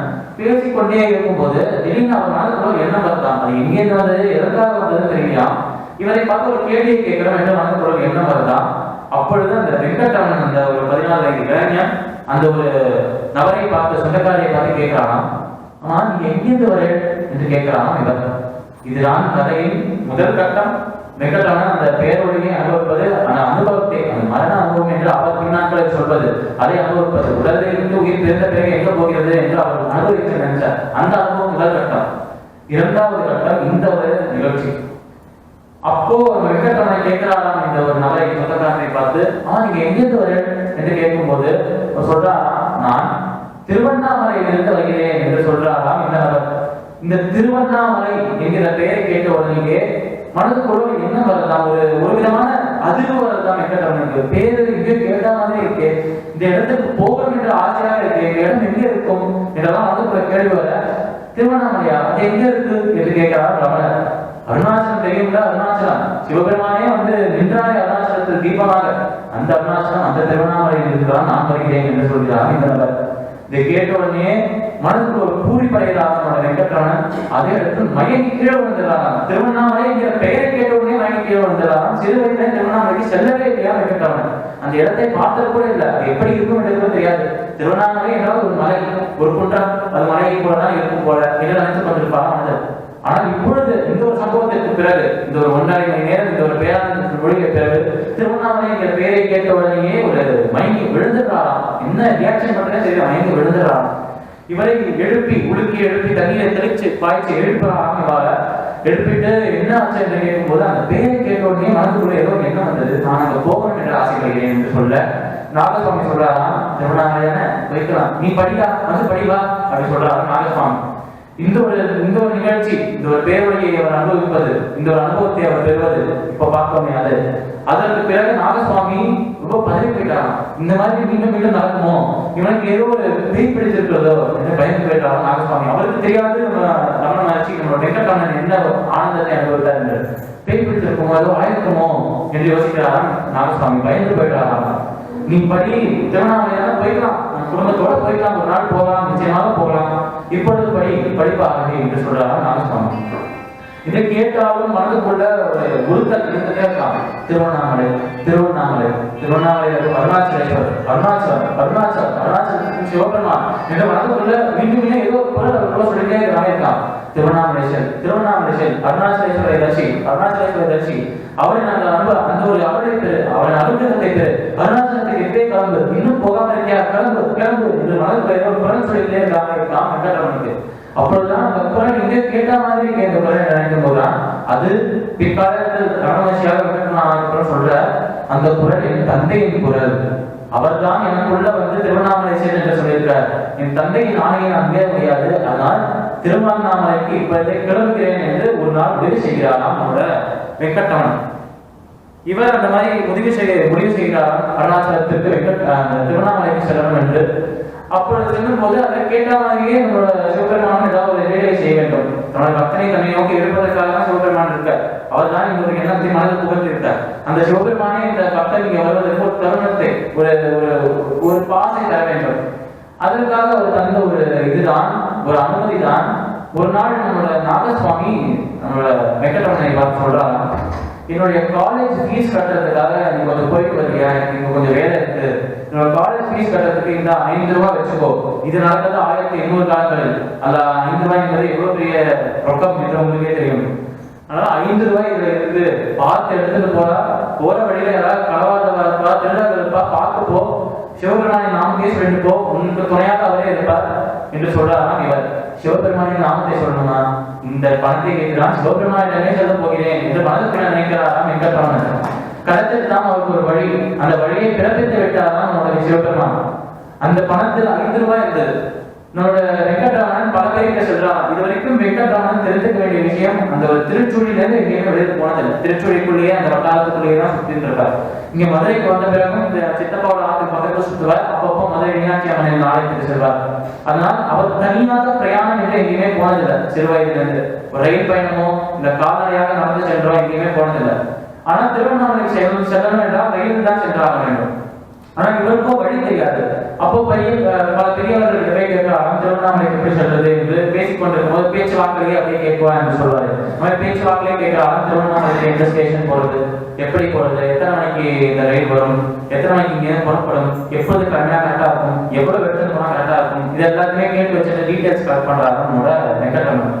இதை தெரிந்து வைத்த பிறகு அப்பதான் ஒரு புரியுதான், அண்ணன் 5 ரூபாய் தந்தார், 5 ரூபாயில 3 ரூபாய் தான் போட்டு கரெக்டாக இருக்கும். 3 ரூபாய் எடுத்துட்டு போனாலே போதும், நம்ம அருணாச்சலத்தை திருவண்ணாமலையை அருணாச்சலேஸ்வரை தரிசிப்பதற்கு அதுவே போதும். மீதி 2 ரூபாய் நான் எடுத்துட்டு போனா அது திருவண்ணாமலை ஆயிடுவோம். எங்க அண்ணா எனக்கு நம்பி கொடுத்த காசை, எனக்கு நம்பி கொடுத்த பணத்தை என் தேவைக்கு அதிகமாக எடுத்துட்டு போனா அது திருடத்துக்கு சமானம் என்று 16 வயது இளைஞனை யோசிக்கிறார். மீண்டும் மீண்டும் அவர் அந்த வயதில் எவ்வளவு மெச்சூரிட்டியோட எவ்வளவு மனப்பக்குவத்தோடு இருந்தார் என்று மீண்டும் மீண்டும் அவருக்கு அதை நிரூபித்துக் கொண்டே இருக்கிறார் வெங்கட்ரமணன். எனக்கு இந்த 3 ரூபாய் போதும், 2 ரூபாய் வேண்டாம் என்று வெங்கட்ரமணன் அந்த ஆற்றிலிருந்து கிளம்பும் அந்த நாள், திருவண்ணாமலையை நோக்கி அவர் செல்லும் அந்த பயணம் தோணும் அந்த நாள். 3 ரூபாய் எடுத்துக்கிறாராம் அவரிடம். துணிமணியை எடுத்துக்கிறாராம். ஒரு துணி தான் அவர் அணிஞ்சிட்டு இருக்கார், அந்த துணியை எடுத்துக்கிறான். ஏன் அவர் வேற துணி எடுத்துக்கல என்பதற்கு திருவண்ணாமலை சென்ற பிறகு ஒரு விளக்கம் இருக்கு. அதை அப்போ பார்ப்போம். ஒரே ஒரு துணியை மட்டும்தான் அவர் அணிந்து கொண்டிருக்கும், அந்த ஒரு வேஷ்டியையும் உத்தரையத்தையும் அவர் போட்டுக்கொண்டு அதிலே தான் போறார் அவர். அந்த ஒரே ஒரு துணியை அவர் உடுத்தி கொண்டு அதை போட்டுக்கொண்டு 3 ரூபாயை மட்டும் எடுத்துட்டு மீதி 2 ரூபாயை ஒரு மேஜையில ஒரு டேபிள்ல வச்சுட்டு அதுல ஒரு லெட்டரையும் எழுதி வச்சுட்டு போறாராம். அண்ணா, இவ்வளவு நேரம் இந்த பார்த்ததுக்கு ரொம்ப நன்றி. இது வரைக்கும் நீங்க செஞ்ச அனைத்து உதவிகளுக்கும் நான் ரொம்ப கடன்பட்டிருக்கேன். இதற்கு எப்படி நான் மறுபதாரம் செய்வது என்று எனக்கு தெரியவில்லை. மீண்டும் அதே கடிதத்திலேயே, சித்தப்பா உங்களுக்கும் ரொம்ப நன்றி. தப்பி போன பிறகு நீங்க தான் எங்களுக்கு அப்பா ஸ்தானத்திலிருந்து எங்களெல்லாம் பார்த்தது, உங்களுக்கு எப்படி நன்றி சொல்றதே என்று தெரியவில்லை என்று சொல்லிட்டு கடைசியில ஒரே ஒரு வரி மட்டும் எழுதுறாராம். இது கேட்டாலும் நீச்சலுக்கும் ஒரு இதுவாக இருக்கும். நான் திருவண்ணாமலையில் என் தந்தையை சந்திப்பதற்கு செல்கிறேன், என்னை யாரும் தேட வேண்டாம் என்று எழுதிவிட்டு செல்கிறாராம் வெங்கட்ரமணன். 16 வயதில் நான் திருவண்ணாமலை சென்று மீண்டும் வரமாட்டேன், என் தந்தையாக இருக்கும். என் தந்தை அந்த சமயத்தில் நம்ம பார்த்திருக்கோம், வெங்கட்ரமணன் தன் தந்தையாக இருக்கும் சுந்தரமணியத்தை இறைவனாக பார்த்தாரு. இப்ப இறைவனுக்கு சிவன் என்ற ஒரு பெயர் இருக்கு. அந்த சிவபெருமான் அருணாச்சலத்தில் இருக்கிறார், திருவண்ணாமலையில் இருக்கிறார், திருவண்ணாமலை இருக்கும் அருணாச்சலேஸ்வரராக இருக்கிறார். அந்த சிவபெருமானை சென்று அடைவது என் தந்தையை சென்று அடைவது போல, தந்தை என்னோட நம்மை விட்டு எங்கேயுமே பிரிந்து போகிறேன்னா அவர் திருவண்ணாமலை இருக்கிறார் என்று கடைசி வரி மீண்டும் சொல்றேன். நான் திருவண்ணாமலைக்கு செல்கிறேன், தந்தையை காண்பதற்கு செல்கிறேன், யாரும் என்னை தேடிக் கொண்டு வர வேண்டாம் என்று கடிதத்தை எழுதிவிட்டு கிளம்புறாராம் அங்கிருந்து நம்மளோட வெங்கட்ரமணன். இப்படி இவர் கிளம்பும் அந்த நாளானது ஆகஸ்ட் 29, 1896 அந்த நாள் தான், அந்த தேதி தான் அவர் கிளம்புறார் மதுரையிலிருந்து நம்ம திருவண்ணாமலை செல்வதற்கு. மதுரையிலிருந்து அவர் முதலில் திண்டிவனத்துக்கு வந்து ஒரு ட்ரெயினை பிடிச்சிட்டு போறாராம். இப்ப இன்றாலும் நம்ம ரமண மகர்ஷியின் பக்தர்கள், ரமண மகர்ஷியின் ஐவர்கள், சிஷ்யர்கள் அவ என்ன பண்ணுவா என்றால், ரமண மகர்ஷி மதுரையிலிருந்து எந்த வழியாக எந்தெந்த இடத்தில் நின்று எந்த ரயில் பயணம் செய்து செல்கிறாரோ அதே ரயிலில் இன்றளவும் ரமண மகர்ஷியின் ஜெயந்தி அன்று அப்படியே அதே ரூட்டை பின்தொடர்ந்து போயிட்டு திருவண்ணாமலைக்கு செல்வாராம். இப்பொழுது அங்க அந்த ஒரு இடத்துல மதுரையிலிருந்து திருவண்ணாமலை இப்பொழுது ரொம்ப சிறிய தூரமாக மாறிவிட்டது நம்ம இந்த மாடர்ன் வேர்ல்ட்ல. இப்ப எங்க ஒரு காரை புக் பண்ணிட்டு போகலாம், ஒரு பஸ் இருக்கும், நிறைய பஸ் இருக்கும், நம்ம இந்த ஊர்ல இருந்தே நிறைய பஸ் இருக்கு திருவண்ணாமலைக்கு போறதுக்கு இப்போ எதுவுமே அடுத்தது. இருந்தாலும் பல இடங்களில் இறங்கி அந்த இடங்கள்ல இறங்கி ஒரு 3 நாட்கள் 2-3 நாட்கள் கழித்து தான் திருவண்ணாமலை சென்று அடைந்தார். இன்றளவும் சமம் பார்க்காமல் ரமண மகர்ஷியின் அருளை பெற போறோம் என்று அந்த பக்தர்கள் அனைவருமே அந்த சமம் பார்க்காம அந்த கடினமான வழியிலேயே செல்வாராம். அதே ரயில், அதே ரூட், அதே பயணம், அதே பாதை. அது போலவே ரமணனின் நாமத்தை சொல்லிக்கொண்டு அருணாச்சலா அருணாச்சலா என்று சொல்லிக்கொண்டே ரயில் பயணம். இவ்வாறு பக்தர்கள் எல்லாருமே போக வேண்டும் முடிவு பண்ணிட்டா என்றால் அந்த ரயில் பக்தர்களுக்காகவே ஒரு தனி கம்பார்ட்மெண்ட் தந்துருவாராம் அந்த ரயில்காரர். இவா வரா, பக்தர்கள் வரா, ரமணனின் பக்தர்கள் வரா, போக போறா என்று சொல்லி தனியாக கம்பார்ட்மெண்ட் தந்துருவாங்க. இப்படிதான் நம்ம மதுரையிலிருந்து திண்டிவனத்துக்கு ரயில் கிளம்புகிறாராம் நம்ம வெங்கட்ரமணன். சிறு வயதில் இதுவரைக்கும் ரயில் பயணம் செய்ததே இல்லை. திண்டிவனத்துக்கு போகும் அந்த ரயிலில் சென்றால் திருவண்ணாமலை சென்று அடைய முடியாது என்று நமக்கு தெரியவில்லை. சிறு வயதில் வெங்கட்ரமணன் தவறான ஒரு ட்ரெயினில் ஏறிவிட்டார். இப்போ இங்க திண்டிவனத்துக்கு போனா போயிடலாம் என்று ஒரு மனதுக்குள்ள ஏதோ எண்ணம் வந்தது போல. இந்த எண்ணத்தை உள்ள வரவேற்றலும் இறைவன் தான். திண்டிவனத்துக்கு அவர் சென்றால்தான் திண்டிவனத்தில் இறங்கி இன்னொரு ரயில் பிடித்து இந்த மாம்பழப்பட்டு என்கிற ஒரு இடம் வரும், அந்த இடத்துக்கு செல்ல முடியும். மாம்பழப்பட்டுக்கு சென்றால்தான் கையில் இருக்கும் காசு அனைத்துமே கரைந்து போகும். கையில ஒரு அணா கூட இருக்காது. 3 ரூபாய்க்கு முழுதாக போயிடும். ஒருவேளை சாப்பாட்டுக்கு கூட பணம் இல்லாமல் போய்விடும். பிக்ஷை எடுத்து சாப்பிடும் நிலைமை வரும். பிக்ஷை எடுத்தால் தான் மனதுக்குள்ள இருக்கும் அகங்காரம் போகும். இப்பொழுது ஓரளவுக்கு அகங்காரம் இருக்கும் வெங்கட்ரமனுக்கு. பிக்ஷை எடுக்கும் போது அந்த அகங்காரம் முழுவதாக போய்விடும். 30 ஆத்தாக போயிட்டு பௌதிக்ஷாந்தேகி என்று பிக்ஷை எடுக்கும் போது மனதுக்குள்ள இருக்கும் அந்த அகங்காரம் முற்றிலுமாக போய்விடும். அந்த இறைவனின் கருணை மட்டுமே நாடி இருப்பார் வெங்கட்ரமணன். அந்த அகங்காரம் போய்விட்டதால் மட்டுமே, அந்த அகங்காரம் போனால் மட்டுமே இறைவனின் கருணையை புரிய முடியும், அந்த பெற முடியும் என்பதை உலகத்திற்கு உணர்த்த வேண்டும். அதற்கு வெங்கட்ரமணன் வாயால் சொன்னால் போதாது, அதை வாழ்ந்து காட்ட வேண்டும் என்று நினைத்தாராம் சிவபெருமான். அதற்காக தான் இந்த லீலை செய்தாராம். இப்போ ரூட் மாறி போயாச்சு, வேற ரயில் ஏரியாச்சு, திண்டிவனத்துக்கு போற. திண்டிவனத்துல போகிற அந்த ரயிலில் வெங்கட்ரமணன் உட்கார்ந்து இருக்க, அவருக்கு எதிர்க்க ஒரு சீட்ல வந்து ஒரு இஸ்லாமியர் ஒருத்தர் அமர்ந்திருக்காங்க. இந்த இஸ்லாமியர் வெங்கட்ரமணனை பார்க்கிறார். அந்த ரயில் அந்த ஒரு கம்பார்ட்மெண்ட்ல அந்த ஒரு பெட்டியில பல பேர் உட்கார்ந்து இருக்கா. ஆனால் இந்த சிறுவனிடம் மட்டும் ஏதோ ஒரு டிஃபரெண்டாக, யூனிக்காக, ஸ்பெஷலாக இருப்பதை காண்கிறாங்க இந்த இஸ்லாமியர். இப்போ மனதுக்குள்ள நினைக்கிறாலும், யார் இந்த சிவன், எங்கே வந்திருப்பான், எங்க போவான், திண்டிவன இந்த ரயில்ல போயிட்டு இருக்கானே, ஏதோ முக்கியமான வேலையாக இருக்குமோ, இவன் தாய் தந்தையர் எங்க இருக்கா, பெற்றோர்கள் எங்க இருக்கா, கூட யாருமே வரலையா என்று பல கேள்விகள் வரலாம். உடனே இந்த இஸ்லாமியர் போயிட்டு இவர்கிட்ட பேச ஆரம்பிக்கிறாராம் வெங்கட்ரமணன் கிட்ட. அப்ப வெங்கட்ரமணன் பேசிக்கொண்டே இருக்கும்போதே சொல்றாராம், நான் திருவண்ணாமலையில் அருணாச்சலத்தை கண்டு அந்த அருணாச்சலம் தரிசனத்தை பெற்று அருணாச்சலேஸ்வரரை அடைய போகிறேன் என்று சொல்றாராம் இந்த சிவன். இப்ப மனதுக்குள்ள அந்த இஸ்லாமிய யோசிக்கிறான், அவர் மனதுக்குள்ள ஒரு கவலை இருக்கலாம், தவறான ட்ரெயின்ல இருக்கானே, தவறான ரயில்ல இருக்கானே, இவன் எப்படி போவானோ, இவன் வேற ரொம்ப உறுதியோட இருக்கான். இவன் சும்மா பேச்சுவாங்க நான் போக போறேன் என்ற விளையாட்டாக சொல்வது ஒன்று, உறுதியாக நான் போயே தீருவேன் என்று சொல்வது ஒன்று. நான் உறுதியாக அங்க போயே தீருவேன், என்ன நடந்தாலும் வாட்டவர் மேபி நான் போயே தீருவேன் என்று சொல்றான் இந்த சிறுவன். மீண்டும் மீண்டும் கேட்கிறான், நிச்சயமாக உனக்கு தெரியுமா, இங்கதான் போகிறாயா, இந்த வழித்தலை போகிறாயா என்ற பலவரை கேட்கிறான் இஸ்லாமியர். நான் உறுதியாக சொல்கிறேன், எத்தனை வாட்டி கேட்டாலும் நான் திருவண்ணாமலையில் இருக்கிற அருணாச்சலேஸ்வரை தரிசனம் செய்வதற்கு, அவரை அடைவதற்கு சென்று கொண்டிருக்கிறேன். என் தந்தை எனக்காக காத்திருக்கிறார் என்று சொல்றாராம் வெங்கட்ரமணன்.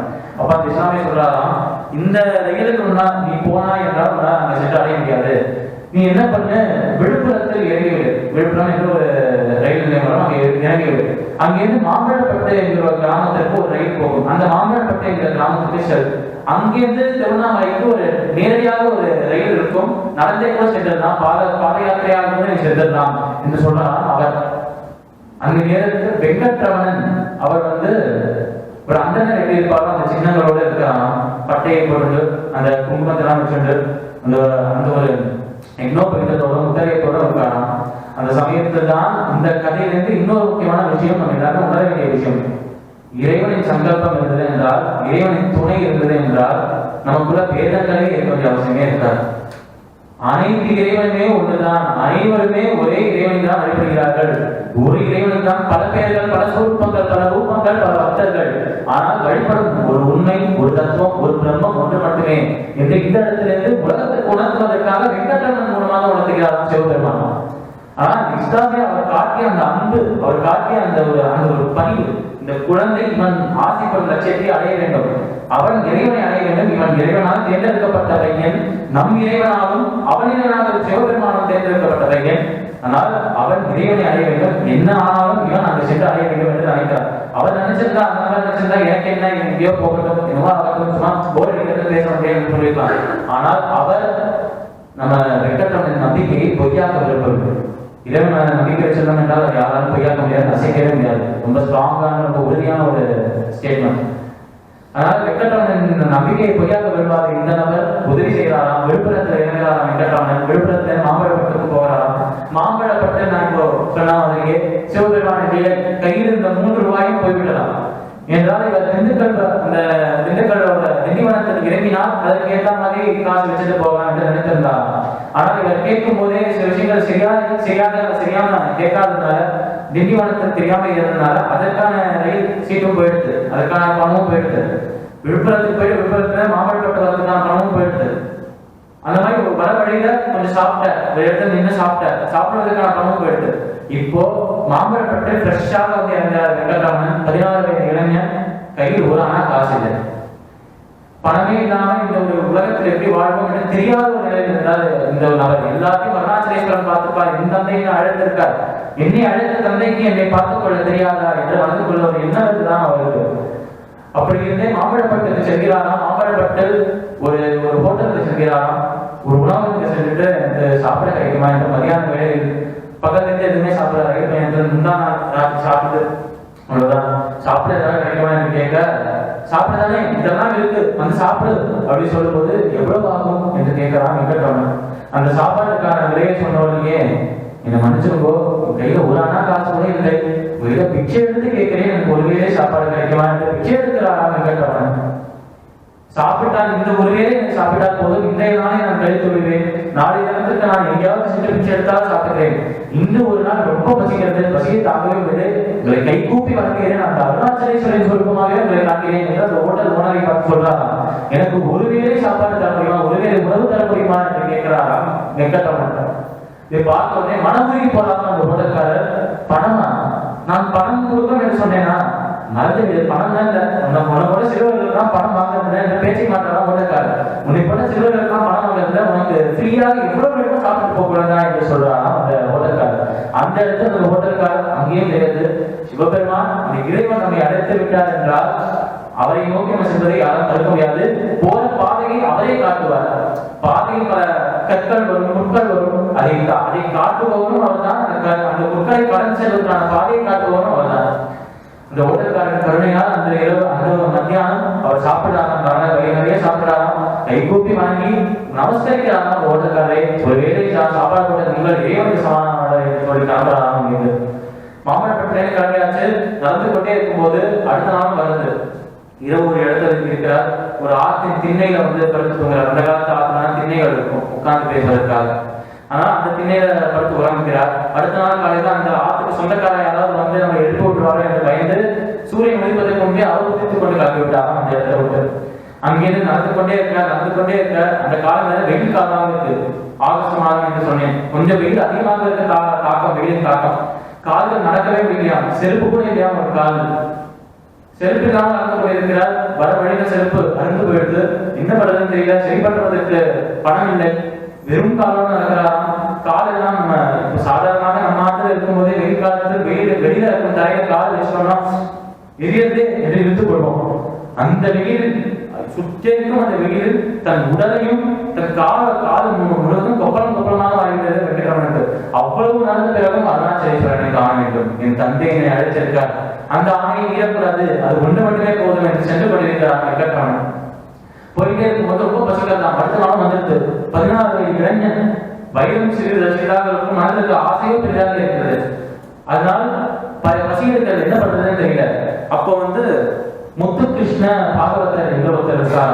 இவரும் முக்கியமான ஒரு இந்த ஒரு சரித்திரத்தில். முத்துகிருஷ்ண பாகவதர் என்பவர் போற வழியில் ஒரு ஆத்துல கேட்டுட்டே போறாராம், பிக்சை எடுத்துட்டே போறாராம். எனக்கு சாப்பிடுறதா கிடைக்குமா கேட்கும்போது முத்துகிருஷ்ண பாகவதர் என்று அந்த தெருவில் அந்த ஆத்துல ஒருத்தர் இருப்பார். அவர்கிட்ட கேட்பாரு. அவர் சிவன் தொண்டிலையும் பெருமாளுக்கு செய்த தொண்டிலையும் அம்பாள் தொண்டிலையும் ரொம்ப பேர் போனவர். தன்னோட ஆத்துக்கு சாப்பாடு கிடைக்குமா, எனக்கு ஒருவேளை உணவு கிடைக்குமா என்று கேட்பவாரை அவ போதும் வயிறு நனைஞ்சது என்று சொல்ற அளவுக்கு சாப்பாடு போட அனுப்புவா. அவ்வளவு பெரிய வள்ளல் அவர் ஆத்துக்கு சென்றிருப்பார் என்று சொல்ல அவரும் போறார், வெங்கடரமனும் போறார். முத்துகிருஷ்ண பாகவதர் ஆத்துல போயிட்டு அங்க சாப்பிடுறார்.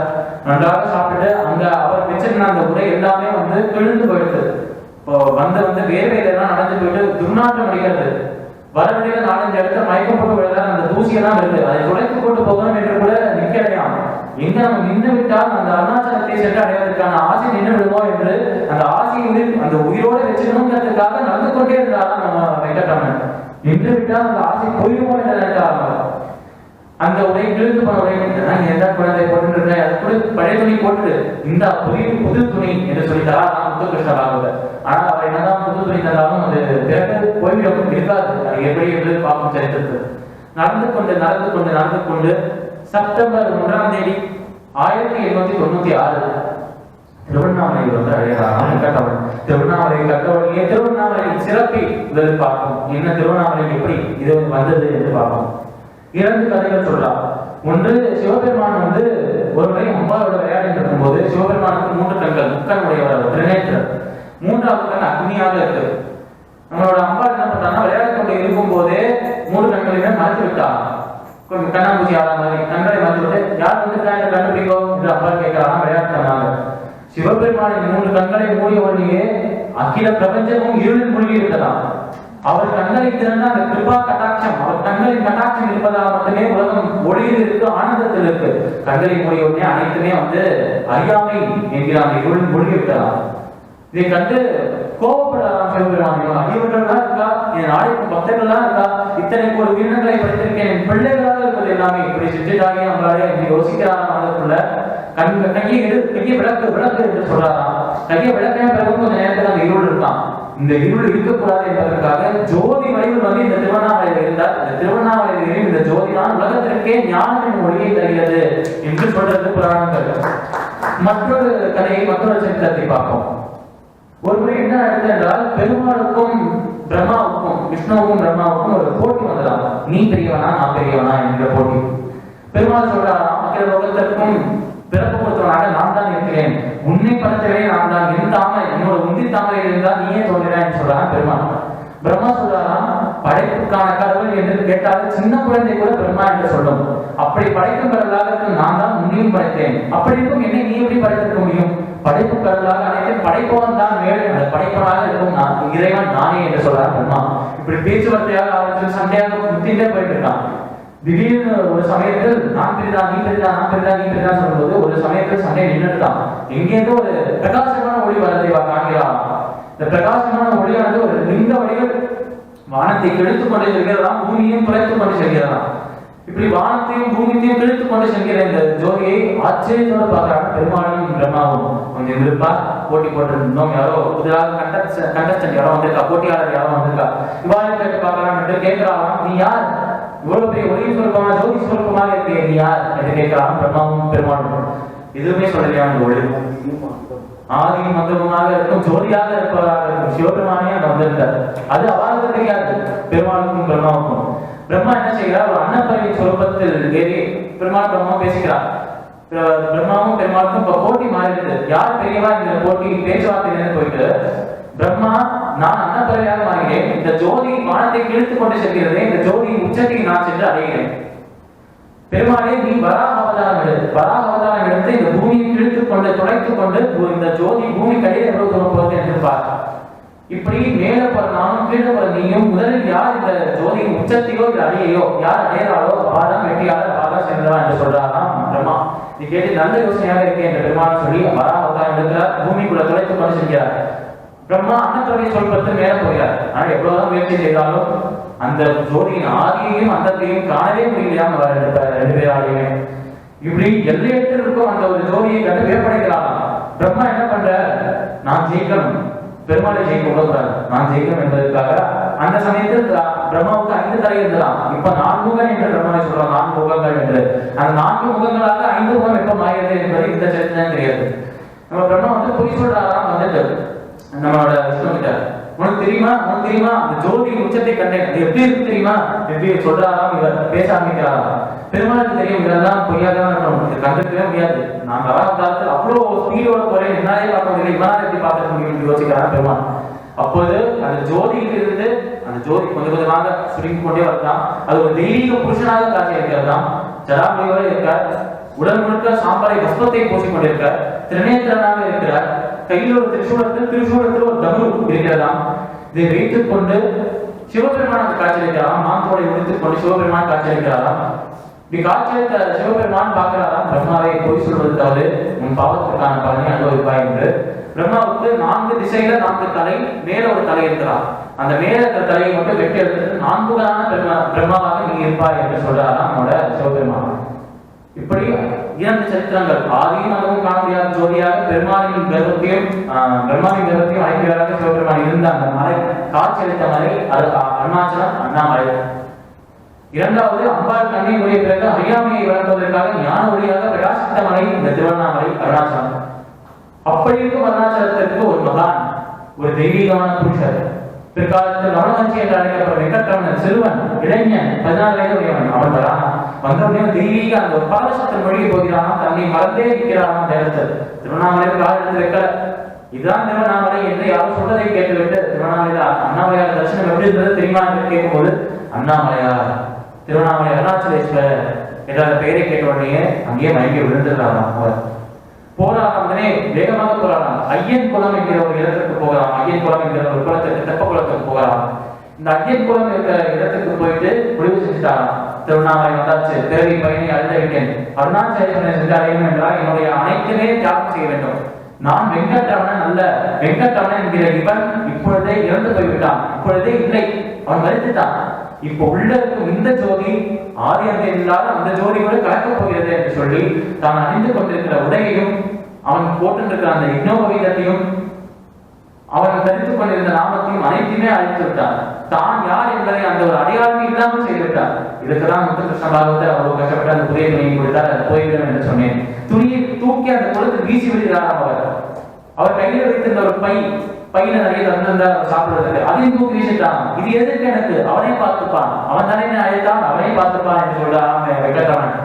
அனைத்தையுமே தூக்கி எரிஞ்சிட்டு ஒரே ஒரு கச்சம், அவரோட உடலை கவர் செய்யறதுக்கு ஒரே ஒரு கச்சம், அது மட்டும்தான் இருக்கு, மற்ற எல்லாத்தையும் விட்டுட்டார். கடைசி வரைக்கும் அதே கச்சத்தில் தான் இருந்தால் அவன் மகிழ்ச்சி, உடையை அணிந்து கொள்வது, கச்சத்தை மட்டும் வைத்துக் கொண்டு மற்ற எல்லாத்தையுமே தியாகம் செஞ்சார். அந்த குளத்தில் போட்டு குளத்தில் இருக்கும் இறைவனாக இருக்கும் சிவபெருமானை அனைத்துமே தியாகம் செஞ்சேன், உன் கண்ணால கண் குளிர பார்த்து விட்டாய், உன் அறிவனாக இருக்கும் தகுதியை எனக்கு தந்தாய், மிக்க நன்றி தந்தையே, உன்னை காண வந்து கொண்டே இருக்கிறேன் என்று வந்து நினைக்கிறாராம் இவர் வெங்கட்ரமணன். மலையை ஏற ஆரம்பிக்கிறாராம், ஏறுகிறாராம். ஒவ்வொரு அடி எடுத்து வைக்கும் போதும் ஒவ்வொரு நிலையை கடந்து செல்கிறார். எப்படி மனதுக்குள்ள நம்ம ஆனந்தத்துக்கு பல நிலைகள் வச்சிருப்போம், பல படிகள் வச்சிருப்போம்.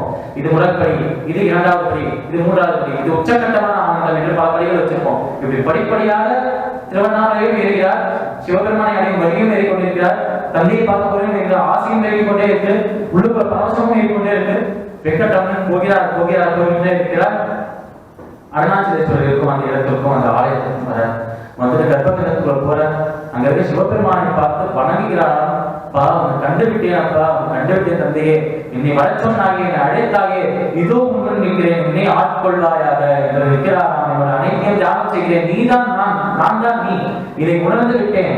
இதுக்கப்புறம் இந்த குழந்தையின் உன்னுடைய இந்த குழந்தையின் வாழ்க்கையை காப்பாற்றுவது உன் பொறுப்பு அப்பா என்று சொல்றாராம் வெங்கட்ரமணன். அந்த கர்ப்பகிரகத்தில், அந்த கர்ப்பகிரகத்தில் இருந்தவா பக்தர்கள் அனைவருமே ஆச்சரியம், யாரா இவன், இளைஞன் 14 வயது இளைஞன் என்னவோ சொல்லிட்டு இருக்கானே என்று யோசிக்கிறான். அந்த வார்த்தையை அவர் சொன்ன பிறகு, இறைவனே என்னை ஆட்கொள்வார் என்று சொன்ன பிறகு அவருடைய முகத்திலிருந்து தோன்றிய அந்த பிரகாசம் அது இதுவரை அந்த சிவலிங்கத்திலிருந்து தோன்றிய பிரகாசத்தையும் குன்றச் செய்தலாம். சிவனின் அடியாருக்கு சிவனை விட பெருமை அதிகம் என்று இந்த இடத்துல உணர்த்துகிறார் சிவபெருமான். என் அடியாருக்கு என்னை விட பெருமை அதிகம் அப்பா என்று சொல்றாராம் சிவபெருமான். அந்த ஒரு மொழியில் அனைவருமே கைகூப்பி வணங்குறாராம், சுவாமி என்று கைகூப்பி வணங்குறாராம் அந்த சிவனை. திருவண்ணாமலை சென்றிருந்தவர்களுக்கு தெரிந்திருக்கும், திருவண்ணாமலையில் 1000 கால் மண்டபம் என்று ஒன்று இருக்கும். 1000 தூண்கள் இருக்கும் ஒரு மண்டபம். அந்த 1000 கால் மண்டபத்தில் போய் தியானத்தை ஆரம்பிக்கிறாராம் நம்மளோட ரமணன் வெங்கட்ரமணன். வெங்கட்ரமணன் என்பவர் இப்போ அந்த வெங்கட்ரமணன் வெங்கட்டை தூக்கிட்டு ரமணன் என்ற பெயர் அவர் பெயர் மாற்றிக்கொண்டார். அந்த ரமணன் வெங்கட்ரமணன் அல்ல, அந்த வெங்கட்ரமணன் என்கிற அந்த 16 வயது இளைஞன் போய்விட்டான், இந்த உலகத்தை விட்டே போய்விட்டான். இப்பொழுது இருப்பது மிச்சம் இருப்பது இந்த உடல் அல்ல, உடல் உலகம் ஒளி. இந்த ஒளி அந்த பேரொழியுடன் கலக்கப் போகிறது என்று மனதுக்குள்ள அந்த ஒற்றை சிந்தனையை எடுத்துக்கொண்டு அந்த அருணாச்சலேஸ்வர நாமத்தை அருணாச்சலா அருணாச்சலேஸ்வரா அருணாச்சலேஸ்வரா இன்னொரு அந்த இடத்தில் ரமணன் ரமணருக்கு நினைச்சிட்டு 1000 கால் மண்டபத்துல இருக்கும்போது இன்னொரு சோதனையை கொடுக்கிறாராம் சிவபெருமான். அந்த 1000 கால் மண்டபத்தில் எப்பொழுதும் ஒரு சிறுவர்களின் கூட்டம் சுத்தி கொண்டே இருக்குமா. அவ அங்க வரவா எல்லாருமே கொல்லப்படுறதுதான். எப்பயாவது ஒருத்தர் போய் அந்த 1000 கால் ஒரு தூண்ல போயிட்டு சார்ந்துட்டு தியானத்தில் அமர்வாங்க, சிவபெருமானின் கருணையை அனுபவிக்கிறாங்க. அப்போ போயிட்டு எழுந்து என்ன பண்ணிட்டு இருக்க, எழுந்து எழுந்து என்று அழைப்பாராம். யாருதான் என்ன கூப்பிடுறது என்று தியானம் செய்வதை பார்த்தா யாரும் இருக்க மாட்டான், தூணுக்கு நாயகியில் சிவன் விழுந்துப்பாங்க.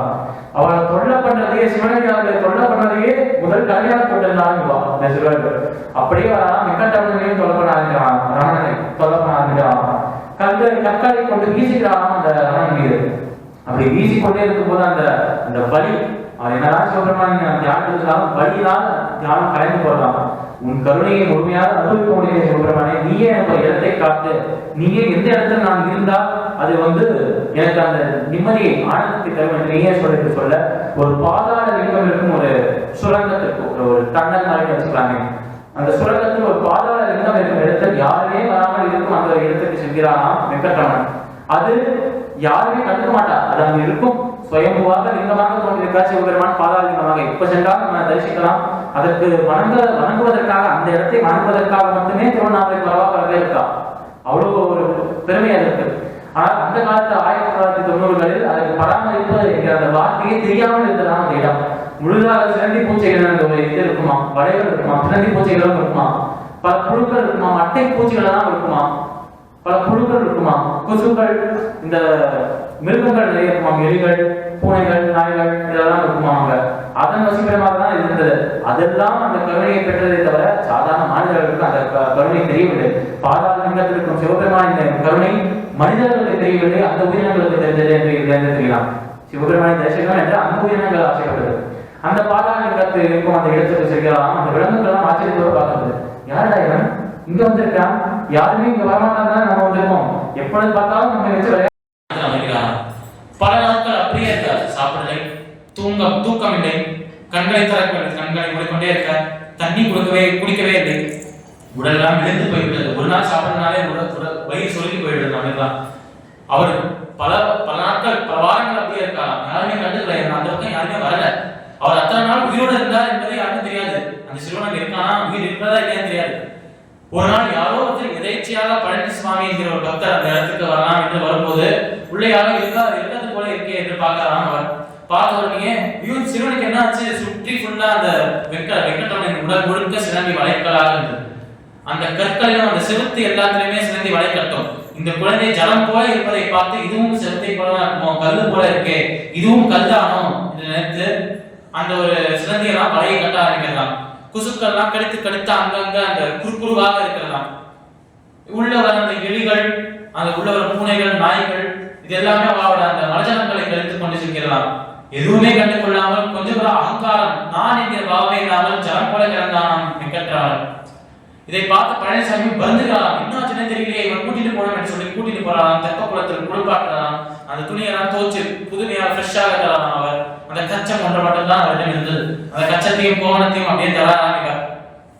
தந்துட்டு யாருக்கா இங்கிருந்து வர என்று கேட்கும்போது, எனக்கு அந்த சிவபெருமானை தவிர சொல்றதுக்கு யாருமே இல்லையே, நானும் இந்த சிவபெருமானம் வந்துதானே, இப்ப நான் என்று கேட்பது நீங்கள் இந்த உடலையா உள்ள இருக்கும் ஆத்மாவையா என்று கேட்கிறாராம் ரமணர்.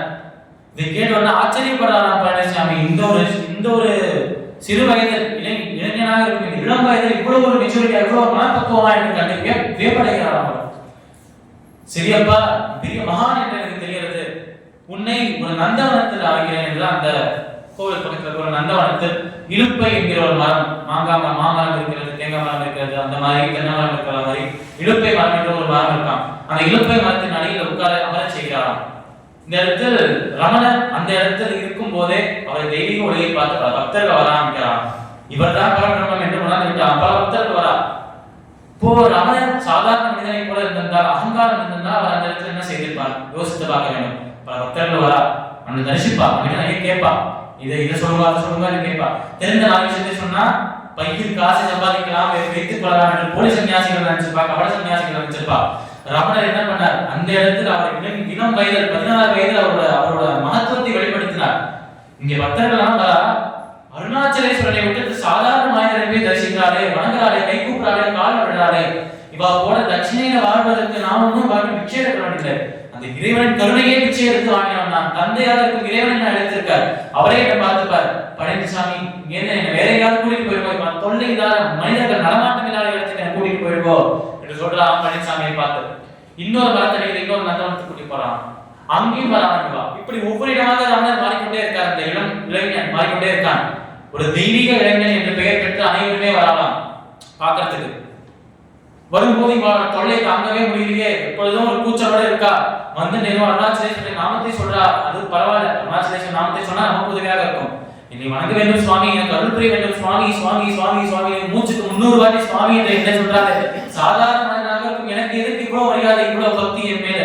அந்த அருணாச்சலேஸ்வரனை தியானம் செய்வோ, அருணாச்சலேஸ்வரனை தியானம் செய்வோ என்று சொன்னாலும் கேட்கவில்லையே, யாருமே கேட்கவில்லையே. இதற்கு தொண்டு இதுவே என்று ஒரு மதத்தில் எழுதுகிறாராம் இவர்.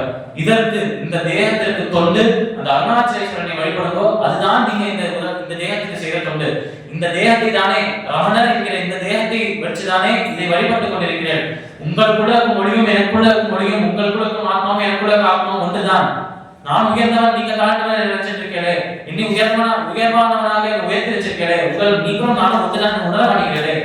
இந்த உடலுக்கு நீங்க தொண்டு செய்யணும்னு நினைச்சதுன்னா அந்த அருணாச்சலேஸ்வரனை தியானம் செய்வோம், என்ன மாதிரி நீங்களும் ஆனந்தத்தை அனுபவிப்போம். இதற்கு தொண்டு இதுவே என்று அவர் எழுதுனது இன்றளவும் அங்க இருக்கு. போனால் தரிசிக்கலாம், தொட்டு வணங்கலாம். அதை அவர் கைப்பட எழுதினது. இதற்கு தொண்டு இதுவே என்று சொல்லலாம். ரமணர் பேசவில்லை. அவருக்கு இப்போ ஒரு பெயர் மட்டும் எடுத்தான், மௌன குரு என்கிற பெயர். மௌனமாக இருப்பார், பேச மாட்டார். எங்க பேசினா அந்த தியானம் கலந்து விடுமோ, அவரை சிந்தனையில விளக்கி விடுவோமோ. நம்ம பேச ஆரம்பித்தோம் என்றால் பேசுறவா நம்ம தெளிவாக இருந்தாலும் எதிர்க்க பேசுறவா வேற ஏதாவது பேசினா நம்ம டைவர்ட் ஆயிடும். இப்ப வர பக்தர்கள் என்னதான் ஆன்மீகத்தில் இருந்தாலும் எங்கிட்ட பேசும்போது லௌகிகமாக ஏதாவது பேசிட்டானா அந்த லௌகிகமான விஷயத்தில் ஒரு க்ஷணமே மனது போயிருக்குன்னா அதை பிடித்து இழுப்பது ரொம்ப கஷ்டம். மனதின் வேகமானது ஒரு ஆற்றின் வேகத்தை விட வேகமானது. அதுல ஒரு படகு அழைத்து செல்லப்பட்டது என்றால் திருப்பி அதை பிடித்து இழுப்பது படகோட்டிக்கு ரொம்ப கஷ்டம். மனம் என்பது குரங்கை போன்றது, தாவிக்கொண்டே இருப்பது என்று சொல்லலாம் ஈஸியாக. அதை உணர்வது நம்ம, அது உணர்வதை நம்ம உணரவில்லை, அது உணர்ந்து கொண்டிருப்போம் என்பதை உணரவில்லை. நம்ம அந்த மனம் என்கிற குரங்கு கிளை விட்டு கிளை தாவிக்கொண்டே இருக்கு, எண்ணம் விட்டு எண்ணம் தாண்டி கொண்டே இருக்கு. அந்த குரங்கு அந்த மனதை சாந்தப்படுத்தி இந்த மனம் அந்த இறைவனை மட்டுமே தியானம் செய்யணும் என்பதை மட்டுமே, அந்த ஒற்றை கருத்தை மட்டுமே ரொம்ப வலியுறுத்தி சொன்னாராம் ரமணர். அந்த ஒரு கருத்துக்காகவே உலகம் போற்றப்பட்டாராம் ரமணர்.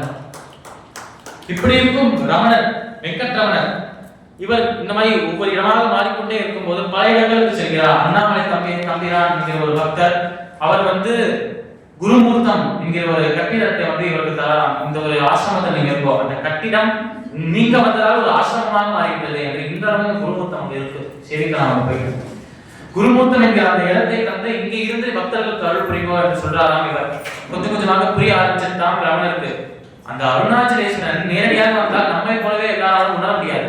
அதற்காக தான் என்னை ஒரு கருவியாக பயன்படுத்திக் கொண்டு அந்த இறைவனை நல்ல எல்லாருக்கும் தர வேண்டும் என்று அந்த இறைவன் சங்கல்பம் செய்திருக்கார். இதற்கப்புறமும் நான் இறைவன் அல்ல, என்னை வழிபடாதீங்க என்று சொல்வது வீண். அவன் சங்கல்பத்தை மீறுவது போல இருக்கும். அந்த ஈசனின் ஆணை இது. அவரின் அருளை நான் எல்லாருக்கும் பெற்றுத்தர வேண்டும் என்பது அவரின் சங்கல்பம். அவர் எனக்கு இட்ட கட்டளை. அவருக்கு தாசனாக இருக்கிறேன், அவரிடமே பிச்சை எடுத்து வாழ்கிறேன்.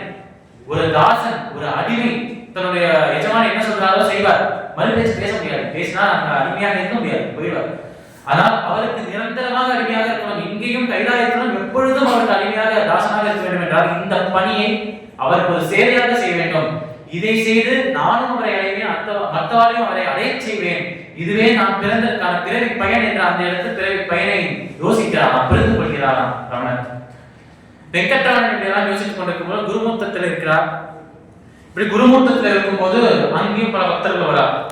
அந்த இடத்திலிருந்து பக்தர்கள் இதுவரைக்கும் பக்தர்கள் தொல்லை செய்கிறார் என்று சென்று கொண்டிருந்தார்.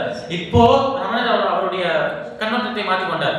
இடம் குட்டியாக இருக்கு, பக்தர்களுக்கு பத்த மாட்டேங்கிறது, வரவா இருக்கு, இடைஞ்சலாக இருக்கு, வரவா எல்லாருமே முதலில் வருவாங்க, எல்லாம் சந்தோஷமாக உட்கார்ந்துகிறார், ரொம்ப நிம்மதியாக உட்கார்ந்துகிறார், சௌகரியமாக. பின்னாடி வரவாக கால்களை குறுக்கிக் கொண்டு கைகளை மடக்கிக் கொண்டு இப்படியெல்லாம் இருந்தால் ஒரு சௌகரியம் இல்லை என்றால் இறைவனை எப்படி அனுபவிக்க முடியும்? நான் என்னடா பேசினாலும் சரித்தாம கேட்கிறாளே. இப்பேற்பட்ட பக்தர்களுக்கு, என்னுடைய பக்தர்கள் அல்ல, அருணாச்சலேஸ்வரன் பக்தர்களுக்கு, அடியார்களுக்கு நான் இந்த தொண்டை செய்ய வேண்டும் என்று நெல்லையப்பர் என்பவருக்கு ஒரு மாந்தோப்பு இருந்தது. அந்த நெல்லையப்பர் என்கிறவன் மாந்தோப்புக்கு எல்லாருமே என்ன செய்கிறார், அங்கேயும் ஒரு ஆசனமாக, அங்கேயும் ரமணர்கள் அந்த ஒரு திருவுருவங்கள், அவர் உட்கார்ந்த அந்த ஆசனங்கள், அது எல்லாமே இங்க இருக்கு. திருவண்ணாமலை முழுக்க சுற்றுறாராம், அங்கங்க செல்வாராம், ஒரே இடத்துல இருக்க மாட்டாராம். திருவண்ணாமலை முழுக்க அவர் பாத யாத்திரையாக செல்வாராம். திருவண்ணாமலை நடப்பது என்பது ரொம்ப கஷ்டம். ஒரு முறை நடந்தாலே அன்று இரவு தூக்கம் வராது கால் வலியிலே. ஆனா இறைவனை நிச்சயமாக நம்ம மனதில் உறுதியாக வச்சிருந்தோம், அவரை தரிசிக்கணும் என்ற ஒரு உறுதி இருந்தது என்றால் அது ஒண்ணுமே தெரியாது, கலைப்பே தெரியாது. ஆனால் நம்ம ரமணர் தினமும் ஒரு முறை அதை சுற்றி வருவதற்கே அவ்வளவு கஷ்டம் என்றால் 3 முறை 4 முறை சுற்றி வருவாராம். கிரிவலம் என்பது அவருக்கு ரொம்ப பிடித்த விஷயம். இருக்க மாட்டாராம். அவர் ஆசிரமம் என்ற பெயருக்கு தான் ஆசிரமம் என்று இருக்கு. பக்தர்கள் வருவாங்க, இருப்பா, வந்து பார்த்தா அங்க ரமணர் இருக்க மாட்டார், போயிடுவார். ஆனா பக்தர்கள் ரமணர் வந்து வரணும், இங்க வரணும், வந்து எங்களுக்கு அருள் புரியணும் என்று நினைத்த அந்த மாற்றத்தை தன் கிரிவலத்தை முடித்துக் கொண்டு ஓடிக்கொண்டு வருவார். பக்தர்கள் மனதில், அடியார்கள் மனதில் என்ன இருக்கு என்று அவருக்கு நன்றாகவே தெரியும். இப்படி இருக்கும் ரமணர் இப்படி செய்து கொண்டே இருக்கும் போது அவருக்கு முக்கியமான ஒரு பக்தர், முக்கியம் என்று சொன்னால் அவ்வளவு முக்கியம், கணபதி சாஸ்திரிகள் என்று ஒருத்தர் வரலாம். இந்த கணபதி சாஸ்திரிகள் என்பவர் சாஸ்திரங்களிலும் வேதங்களிலும் இதிகாச புராணங்களிலும் தேர்ச்சி பெற்றவர். இவர் பல கவிதைகளை தமிழிலும் பல பாரத தேசத்தின் மொழிகளிலும் சமஸ்கிருதத்தில் முக்கியமாக பாண்டித்யம் பெற்றவராக இருந்தார். இப்படி இருக்கும் கணபதி சாஸ்திரிகள் இங்க வந்து வெங்கட்ரமணனை தரிசிக்கிறார், கேள்விகளை கேட்கிறார். இளைஞனாக இருக்கார். இப்ப அந்த நேரத்தில் என்ன ஒரு 17-18 வயது இருக்குமா அவருக்கு? அந்த நேரத்தில் இளைஞனாக இருக்கார். இவருக்கு என்ன தெரிய போகுது? எனக்குப்பா எவ்வளவு தெரியாது என்று. சமஸ்கிருதம் தெரியும், எனக்கு தேவ பாஷையாக கருதப்படுது, சமஸ்கிருதம் தெரியும், இதிகாச புராணங்கள் தெரியும், வேதங்கள் தெரியும், சாஸ்திரங்கள் தெரியும். இந்த விஷயத்திலிருந்து இந்த ஒரு கேள்வி கேட்டால் இந்த விஷயத்திலிருந்து எனக்கு எடுத்துக்காட்டாக எடுத்து சொல்ல தெரியும். படித்திருப்பது வேறு, அதிலிருந்து நம்ம பயன்படுத்துவது வேறு. பயன்படுத்தவும் தெரியும், படிக்கவும் தெரியும். எனக்கு உனக்கு என்ன தெரியுமாப்பா என்று கேட்கிறார் கணபதி சாஸ்திரி. அந்த அருணாச்சலேஸ்வரனை தவிர எனக்கு தெரிய வேண்டிய விஷயம் இருக்கா என்றால் அருணாச்சலேஸ்வரன் புகழை உறக்க சொல்ல ஆரம்பிக்கிறார். அவர் பேசுறார், பேசிக்கொண்டே இருக்கிறார். இந்த கணபதி சாஸ்திரம் கேட்டுக்கொண்டே இருக்கிறார். கைகள் இப்படி இருக்கா, கர்வத்தில் இருக்கா, கொஞ்சம் கொஞ்சமாக அந்த முதுகானது குனியா இருக்கிறார். கைகள் கொஞ்சம் கொஞ்சமாக வரலாம். வந்து இறுதியில் கை கூப்பி, ரமணா, உனக்கு சிஷ்யனாக மாறினேன், உனக்கு அடிமையாக மாறினேன், வாழ்க்கை முழுவதும் உனக்கு தொண்டு செய்வதே என்னோட வாழ்க்கையாக கொண்டேன், பிறகு பயனாக கொண்டேன், உனக்கு நான் சிஷ்யன், என்னை சிஷ்யனாக ஏற்றுக்கொள், குருவே குருவே சரணம் என்று சொல்றாராம். அவர் சாஸ்தானமாக நமஸ்காரம் செய்கிறாராம். அந்த இடத்திலே தன்னையே சமர்ப்பிக்கிறாராம் அவருக்கு, ரமணருக்கு. இப்படி இருந்து அவர் அங்க வந்த உடனே அப்பொழுது எப்பொழுதெல்லாம் வெங்கட்ரமணனை பார்க்கிறாரோ அப்பொழுதுதான் மனதுக்கு ஒரு ஆனந்தம் வரலாம். ஆனந்தம் மனதுக்கு நிம்மதி என்றால் ரமணம் என்று பெயராம். ரமணத்தை அழிப்பதால் இவருக்கு ரமணர் என்று பெயர் வந்தான். இப்படி இருக்கும் ரமணன் உலக வாழ்க்கையை தொடர்ந்து மக்களுக்கு சேவை செய்வதே, அந்த இறைவனுக்கு தொண்டு செய்யும் அடியார்களுக்கு சேவை செய்வதே பணியாக கொண்டார். இவர் மகரிஷியாக இருக்கிறார் என்றும் சொல்றான். ரமண மகரிஷியாக பெயர் சூட்டுகிறார் அவரோட கணபதி சாஸ்திரிகள். அந்த பெயராலேயே அவரோட கவிதைகள், நிறைய கவிதைகள் இருந்தாலும் அதில் பல கவிதைகள் இப்ப ரமண மகரிஷியை பற்றி எழுத ஆரம்பிக்கிறார். தன் குருவை பற்றி எழுதுவது மட்டுமே அவரோட கவிதையாக யோசித்தாராம் கணபதி சாஸ்திரிகள். அந்த சமயத்தில் தான் இப்படியெல்லாம் இவர் இருக்கார். அந்த சமயத்தில் நம்ம வெங்கட்ரமணனின் சித்தப்பா அந்த இடத்துக்கு வராராம். மதுரையில் இருந்த சித்தப்பா வராராம். ஒரு எதேச்சையாக வரார். என்னை எங்கும் தேடாதீர்கள் என்று 8, 9, 10 வருஷங்கள், கிட்டத்தட்ட 10 வருடங்களுக்கு முன்பு கடிதத்தை எழுதிவிட்டு சென்ற சிறுவனை அங்கும் இங்கும் தேடி, அவன் அருணாச்சலேஸ்வரன் மீது அதிக காதல் கொண்டிருந்தானே, அன்பு கொண்டிருந்தானே, அவரிடம் சென்றால் அவனை காட்டுவாரோ என்று சொல்லும் போது போற வழியில் ஒரு கூட்டமாக யாரும் நின்று பார்க்கிறாலும் பக்தர்கள் இருக்கலாம். என்ன அருணாச்சலேஸ்வரரை பார்க்க போற பக்தர்கள் இங்க நின்று இருக்கா, யாராக இருக்கும், இது பெரிய மகானாக இருப்பாங்க, இவர் தரிசனத்துக்கு போகலாம் என்று போறானா. போயிட்டு அந்த ஒரு சுருங்கிய உடல், மெல்லிய உடல், ஒரே ஒரு கோவணம், நெற்றியில் ஒரு பட்டை வைத்துக் கொண்டு அந்த கூட்டத்தில் பேசிக் கொண்டிருப்பதை காண்கிறாராம். ஒரு குரல் அசைந்து கொண்டே இருக்கான். சரியாக சாப்பிட மாட்டார் நம்ம ரமணன். பேசும்போது அந்த தெளிவாக, இப்போ அடியே பேசுற மாதிரி, நம்ம எல்லாம் பேசுற மாதிரி தெளிவாக வராதாம். கொஞ்சம் கழுத்தை ஆட்டிக்கொண்டு ஒரு விதமான இதோடையே பேசுவாராம். அந்த மாதிரி பேசிட்டு இருக்கிறத பாக்குறாராம். ஆனா இந்த குரல் எங்க கேட்ட மாதிரி இருக்கே, பரிச்சயமான குரலாக இருக்கே, யாரோடதாக இருக்கும் சித்தப்பா மெல்லமாக கூட்டத்தை தள்ளி தள்ளி போறான். போக போக அந்த குரல் காதில் கேட்க கேட்க இவன் அவனாக இருப்பானோ என்று யோசித்துக் கொண்டே போகும்போது அந்த திருமுகத்தை பார்க்கிறான். அந்த ஜோதியில் மயங்கி விடுறான். ரமணா, உன்னை கண்டுவிட்டேனே, எங்கெல்லாமோ தேடினேன், உன்னை மதுரையில எங்கெல்லாமோ தேடினேன், ஏதோ திருவிழா இருப்பேன் நினைச்சேன், திருவண்ணாமலைக்கு வந்துட்டாயே இதை கேட்கும் போது நான் வரமாட்டேன். அப்பொழுதே சொன்னவா என்னை தேடி கொண்டு வராதீங்கோ அப்படின்னு. இப்ப அனைத்துமே விட்டுட்டேன். சித்தப்பாவா? நீங்க எனக்கு சித்தப்பா கிடையாது, சொந்த பந்தங்கள் யாருமே கிடையாது எனக்கு. அந்த அருணாச்சலேஸ்வரன் ஒருவன் மட்டுமே எனக்கு சொந்தம். அவன் இருந்தால் மட்டுமே போதும். அவன் ஒருவனே துணை, குருவே. அவன் அந்த குருவே துணை என்று நம்ம சொல்றோமே, அந்த குருவுக்கு இறைவன் துணை என்று ரமண மகர்ஷி அப்ப சொல்றான். எனக்கு அவனை தவிர வேற யாருமே துணை இல்லைன்னு சொல்ல தோல்வி அடைகிறான். அவனோட சித்தப்பா கூட்டிட்டு போகணுங்கிற முயற்சியில தோல்வி அடைகிறார். ஓடி போறாராம். அழகம்மை கிட்ட போறாராம். நம்ம வெங்கடமன் திருத்தாயார் அழகம்மை கிட்ட போறாராம். அழகம்மையும் வருத்தத்துல குழந்தை எங்க போயிட்டானோ என்று சொல்லும் போது அருணாச்சலேஸ்வரரின் அந்த திருவண்ணாமலையில் அருணாச்சலத்தில் ரமண மகர்ஷியாக நம் குழந்தை இருக்கிறார், நம் பிள்ளை இருக்கிறார் என்று பெருமையோட சொல்றாராம் அவனோட சித்தப்பா. நம்மாத்து குழந்தை அங்க இருக்கு என்று சொல்லும் போது அழகம்மை ஓடி அடிச்சு பிடிச்சிட்டு வராராம் அந்த இடத்துக்கு.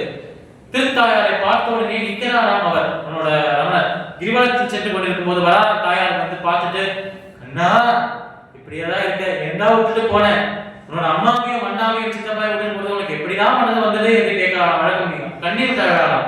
அப்பொழுதும் அழவில்லையாம். சாதாரண இல்லாத இருந்தால் தாய் எழுதை பார்ப்பது ரொம்ப கஷ்டம் அவருக்கு. சிரித்துக் கொண்டிருக்கார், புன்னகையோடு இருக்கார் நம்ம ரமணர். அதுக்காக தாய்க்கு கடினமாக இருக்காருன்னு அவசியம் இல்லை. தாயையும் அருணாச்சலேஸ்வரன் அழைத்து விட்டான், தாய்க்கும் அந்த உண்மையை உணர்த்தி விட்டான். நம்மை அழைத்தது போலவே அருணாச்சலேஸ்வரன் தாயையும் அழைத்து விட்டான் என்று சந்தோஷப்படுறான். அழகம்மை கிட்ட சொல்றான், நான் வரமாட்டேன் என்று சொல்றான்.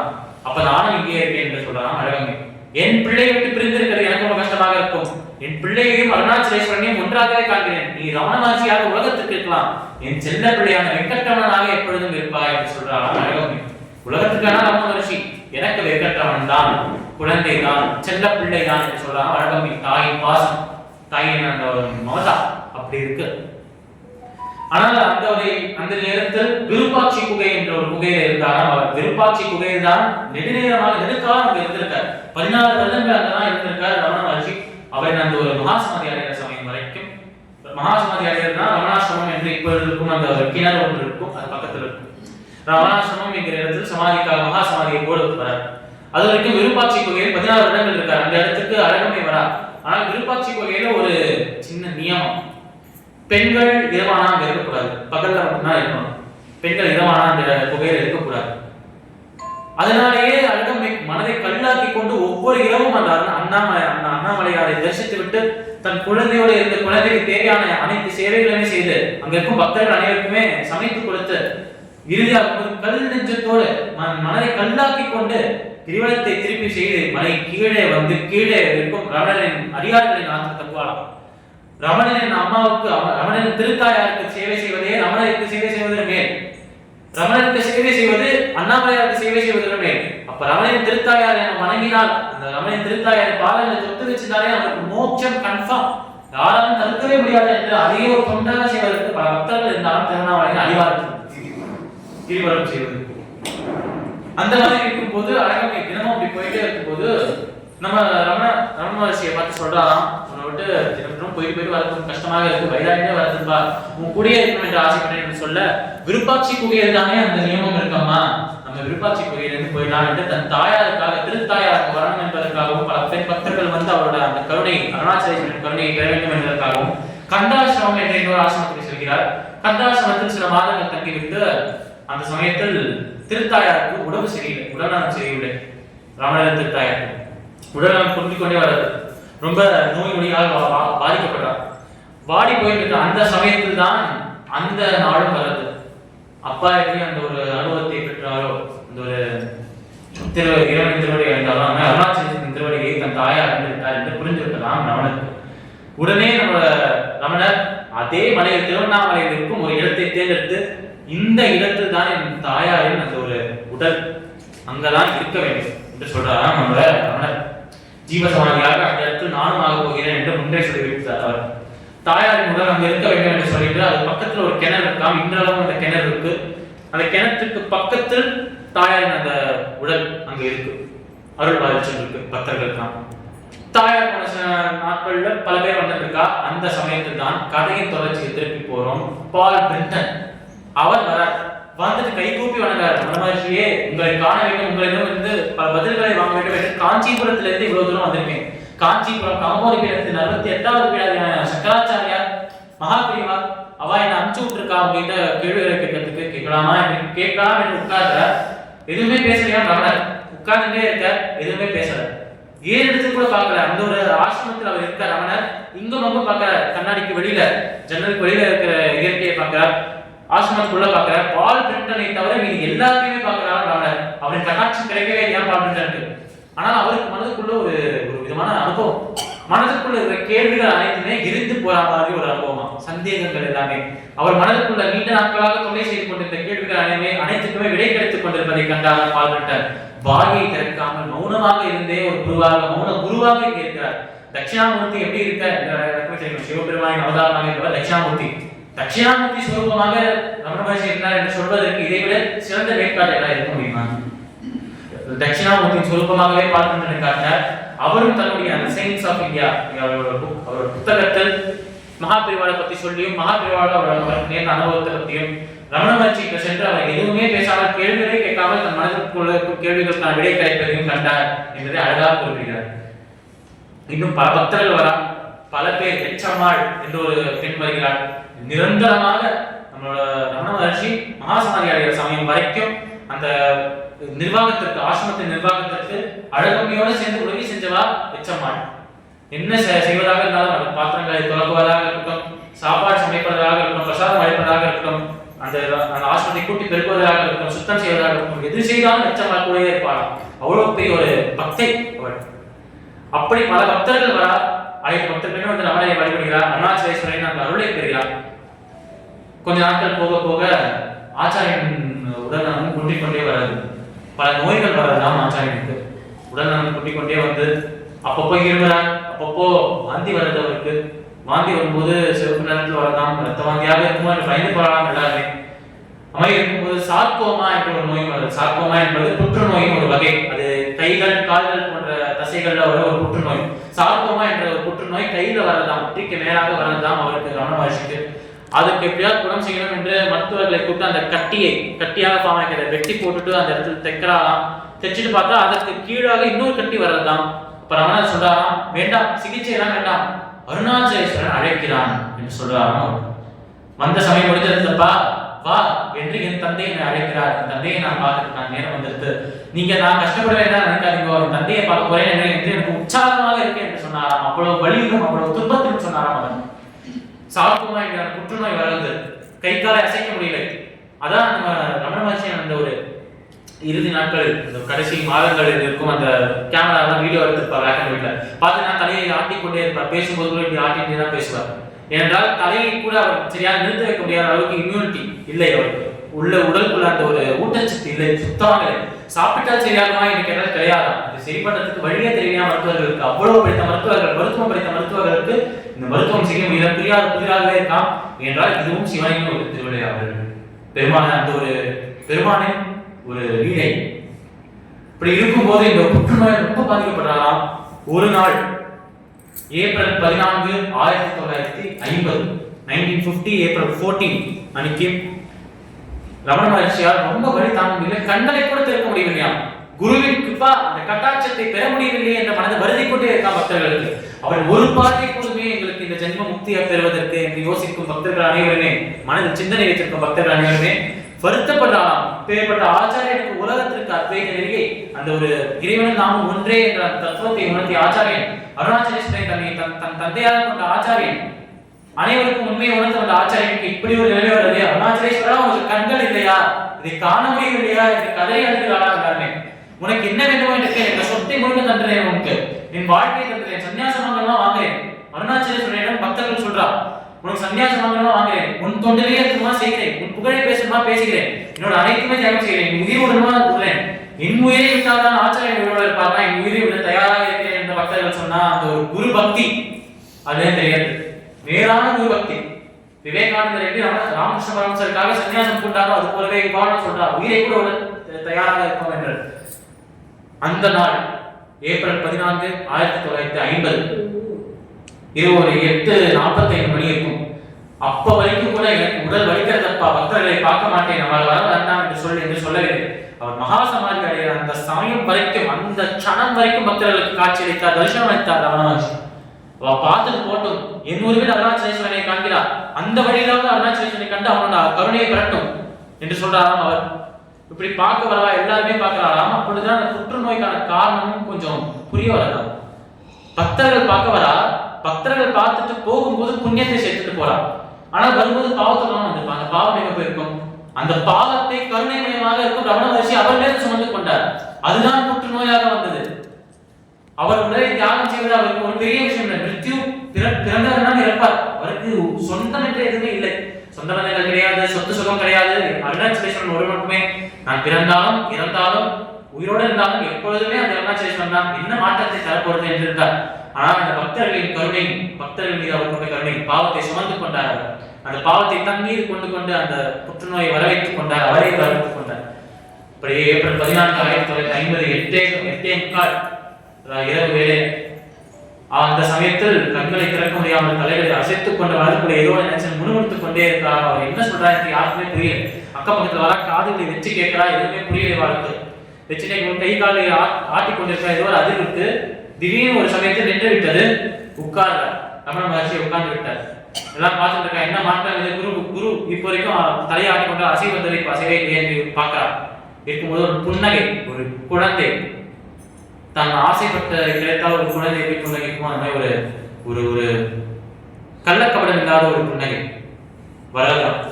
கள்ளக்கபடம் இல்லாத புன்னகை வந்துவிட்டு சிரிக்கிறார். இந்த சிரிப்பை பார்த்தவனையே மயங்கி போறான் பக்தர்கள். அருணாச்சலேஸ்வரன் வந்து விட்டான் என்று யோசிக்கிறான். அவர் மெல்லமாக கண்களை திறக்கிறார். கண்களை இதுவரைக்கும் திறக்க முடியவில்லை. தன் பக்தர்களுக்காக கடைசி ஒரு முறை அவளை கடாட்சிக்க மாட்டோமா, அருணாச்சலேஸ்வரன் கருணையை அவள் பெறமாட்டாளா என்று கண்களை திறந்து பார்க்கிறாங்க. அந்த நொடி அவர் மகாசமாதி அடையத்துக்கு அந்த ஒரு சனல் மாதிரி கடாட்சம் யாருப்பட்டதோ அவ அத்தனை பேருக்கு நிச்சயமாக முக்தி, மோட்சம், சந்தேகமே கிடையாது எதுவுமே. கண்ணால் அந்த ஒரு கடாட்சம், ஒரு கிருப்பா கடாட்சம், ஒரு பார்வை பார்க்கிறார். அந்த ஒரு பார்வைக்கு இந்த வார்த்தைகளால் விவரிக்க முடியாது என்று பிற்காலங்களில் அந்த பக்தர்கள் எல்லாருமே சொல்றா பார்க்கலாம். அப்படியே இருக்கார். 4 வினாடி பார்க்கிறார். அந்த ஒரு இதுக்கு, அந்த ஒரு பார்வைக்கு கடாட்சத்துக்கு ஈடுமையாக எதுவுமே வார்த்தைகளால் வர்ணிக்க முடியாது என்ற பக்தர்கள் அறிவர்கள் தான் சொல்றாங்க. அப்படியே இருக்கார். கண்களை மூடிக்கொள்கிறார். ஆனந்தமயமாக அவர் முகம் தெரியாது. இந்த புன்னகை இன்னும் இருக்கு. அருணாச்சலேஸ்வரர் நாமத்தை சொல்றார். அருணாச்சலா, அருணாச்சலா, அருணாச்சலேஸ்வரா என்று சொல்லிக்கொண்டே இருக்கார். நிற்கிறார். சமாதிக்கு முழுகி போறார். சமாதி சாதாரண சமாதி அல்ல, மகா சமாதியாக இருக்கு. ரமண மகர்ஷிக்கு எப்பொழுதுமே அந்த உடலை விட்டு உயிர் பிரிந்தது என்ற வார்த்தையை பிரயோகம் பண்ணவே கூடாது. அது பெரிய பாவம். அந்த ஒளியோட சேர்ந்தது என்றுதான் அவர் சொல்லவே சொல்லியிருக்கார். என் ஒரு நாள் நானும் மகாசமாதி அடைவேன், நான் வந்த காரியமும் முடியும். அந்த சமயத்தில் நான் இறந்து போயிட்டேன் என்று சில பேர் சொல்வா, இறந்து போயிட்டார், மறுத்துட்டார் என்று சொல்வா. நம்பாதீங்கோ, இந்த ஒளி அந்த ஒளியோட கலக்கிறது. அதுல என்ன உங்களுக்கு சந்தேகம், என்ன கவலை? மூடம். அந்த ஒளி கலக்கிறது, சேரது, அந்த கருணைமயமான இறைவனோடு ஒன்றி போறது என்று உணர்ந்து கொள்வோ. எப்பொழுதும் நான் விட்டு போகிறேன் நினைக்காதோ, எப்பொழுதும் என்றளவும் உங்களுடன் தான் நான் இருக்கிறேன். நான் இருக்கிறேன் என்று சொல்வதை விட அருணாச்சலேஸ்வரன் உங்களோடு நான் இருப்பான். அனைவருக்கும் அருணாச்சலேஸ்வரன் அந்த ஒரு கருணை கிடைக்கட்டும் என்று வாயால் சொல்வதை கண்ணாலேயே அந்த செய்தியை சொன்னால் அதை கண்டு ரசித்த அனுபவித்த பக்தர்கள். இப்படியாக ஏப்ரல் 14, 1950 சாயந்தரம் 8:45 மணி, இப்போ 8:50 இருக்கும் அந்த சமயத்தில். அந்த நேரத்தில் கரெக்டாக ரமண மகர்ஷி அந்த ஒளி, அந்த ரமணன் என்கிற அந்த பெயருடைய தேகத்தை விட்டு அருணாச்சலேஸ்வரனுடைய ஒன்றி இன்றளவும் அருணாச்சலேஸ்வரை தியானம் செய்ய பக்தர்கள், அங்க போற பக்தர்கள் ரமண மகர்ஷியை பார்க்காமல் வரவே முடியாது. மனதுக்குள்ள பாப்பா, மனதுக்குள்ள நினைச்சுப்பா, அங்க வர ரமணாசிரமத்துக்கு பாப்பா. எப்பொழுதும் பக்தர்களை கூட அங்க இருந்து கொண்டே இருக்கும். அப்படி இருக்கும் ரமண மகர்ஷி தரிசிப்பாங்க. அங்க இருக்கிறது வெறும் படம் அல்ல, விக்கிரகம் அல்ல. அங்கதான் ரமண மகர்ஷி இருக்கார். ஒரு பாறை மீது அவர் அமர்ந்திருப்பார். அந்த பாறை மீது இன்றளவும் அங்க ஒரு அவருக்காக விக்கிரகம் ஒன்று இருக்கு. அதை பாதங்களை தொட்டு ரமணன் இருக்கார் என்று நினைப்பான். அப்படியாக வெங்கட்ராமன் என்ற ஒரு சிறுவன் சுந்தரமையா அழகம்மை என்ற தம்பதிக்கு அவதரித்து சிறு வயதிலே விளையாட்டு பிள்ளையாகவே இருந்து அப்பா தலை போன பிறகு ஒரு மெச்சூரிட்டி, ஒரு மனப்பக்குவம் வந்து சித்தப்பாவை நாட்டுக்கு போயிட்டு மதுரைக்கு போயிட்டு அந்த பெரிய புராணத்தை படித்து அங்க இருக்கும் நாய்மார்களை பார்த்து வியந்து போய் அவர் பக்தியில மூழ்கி போய் அந்த ஒரு அனுபவம், அந்த ஒரு மரண அனுபவம் என்று அவர் தான் சொல்றார். பின்னாட்கள் அவர் வார்த்தைகள்ல அது மரண அனுபவம், டெத் எக்ஸ்பீரியன்ஸ் என்று சொல்றார். அந்த ஒரு அனுபவத்தை பெற்று அதன் பிறகு அருணாச்சலேஸ்வரனை ஆட வேண்டும் என்ற அந்த ஒரு எண்ணம் மனதில் வந்து பெரும் போராட்டங்கள் அருணாச்சலேஸ்வரனை அடைந்த பிறகு மீண்டும் திரும்பி வரவே இல்லை. அருணாச்சலேஸ்வரன் அந்த அருணாச்சலம் என்பது இந்த லோகத்துல இருக்கு என்று சொல்வா, அது கிடையாது. கண்ணன் சொல்றார் அது இந்த லோகத்தில் இல்லை, இந்த லோகத்துக்கு அப்பாற்பட்ட ஒரு இடத்தில் இருக்கு. அந்த இடத்துக்கு அருணாச்சலத்துக்கு வந்து விட்டேன் என்றால் லோகத்துக்கு மனமே வராது, அப்பாற்பட்ட லோகமாக இருக்கு. இந்த லோகத்துக்கு நீங்களும் ஆகோ அனுமதிக்கோ அனைவருமே அந்த இறைவனின் கருணையை பெற்றுக் கொள்ளுங்கோ என்ற பக்தர்களுக்கு பக்தர்களின் குடும்பத்துக்கு சொல்வார். அது போலவே அந்த ரமண மகர்ஷி அவதரித்து அந்த அருணாச்சலேஸ்வரின் அந்த கருணை, இறைவனின் கருணை எத்தகையது என்று நமக்கு உணர்த்தி விட்டு அவர் அந்த பணி முடிந்து விட்டது என்றால் அருணாச்சலேஸ்வரனே ஒரு தட்சிணாமூர்த்தி சொல்லுவாங்க வந்து அந்த ஒளி மீண்டும் அந்த பேரொளியிலேயே கலந்து விட்டது.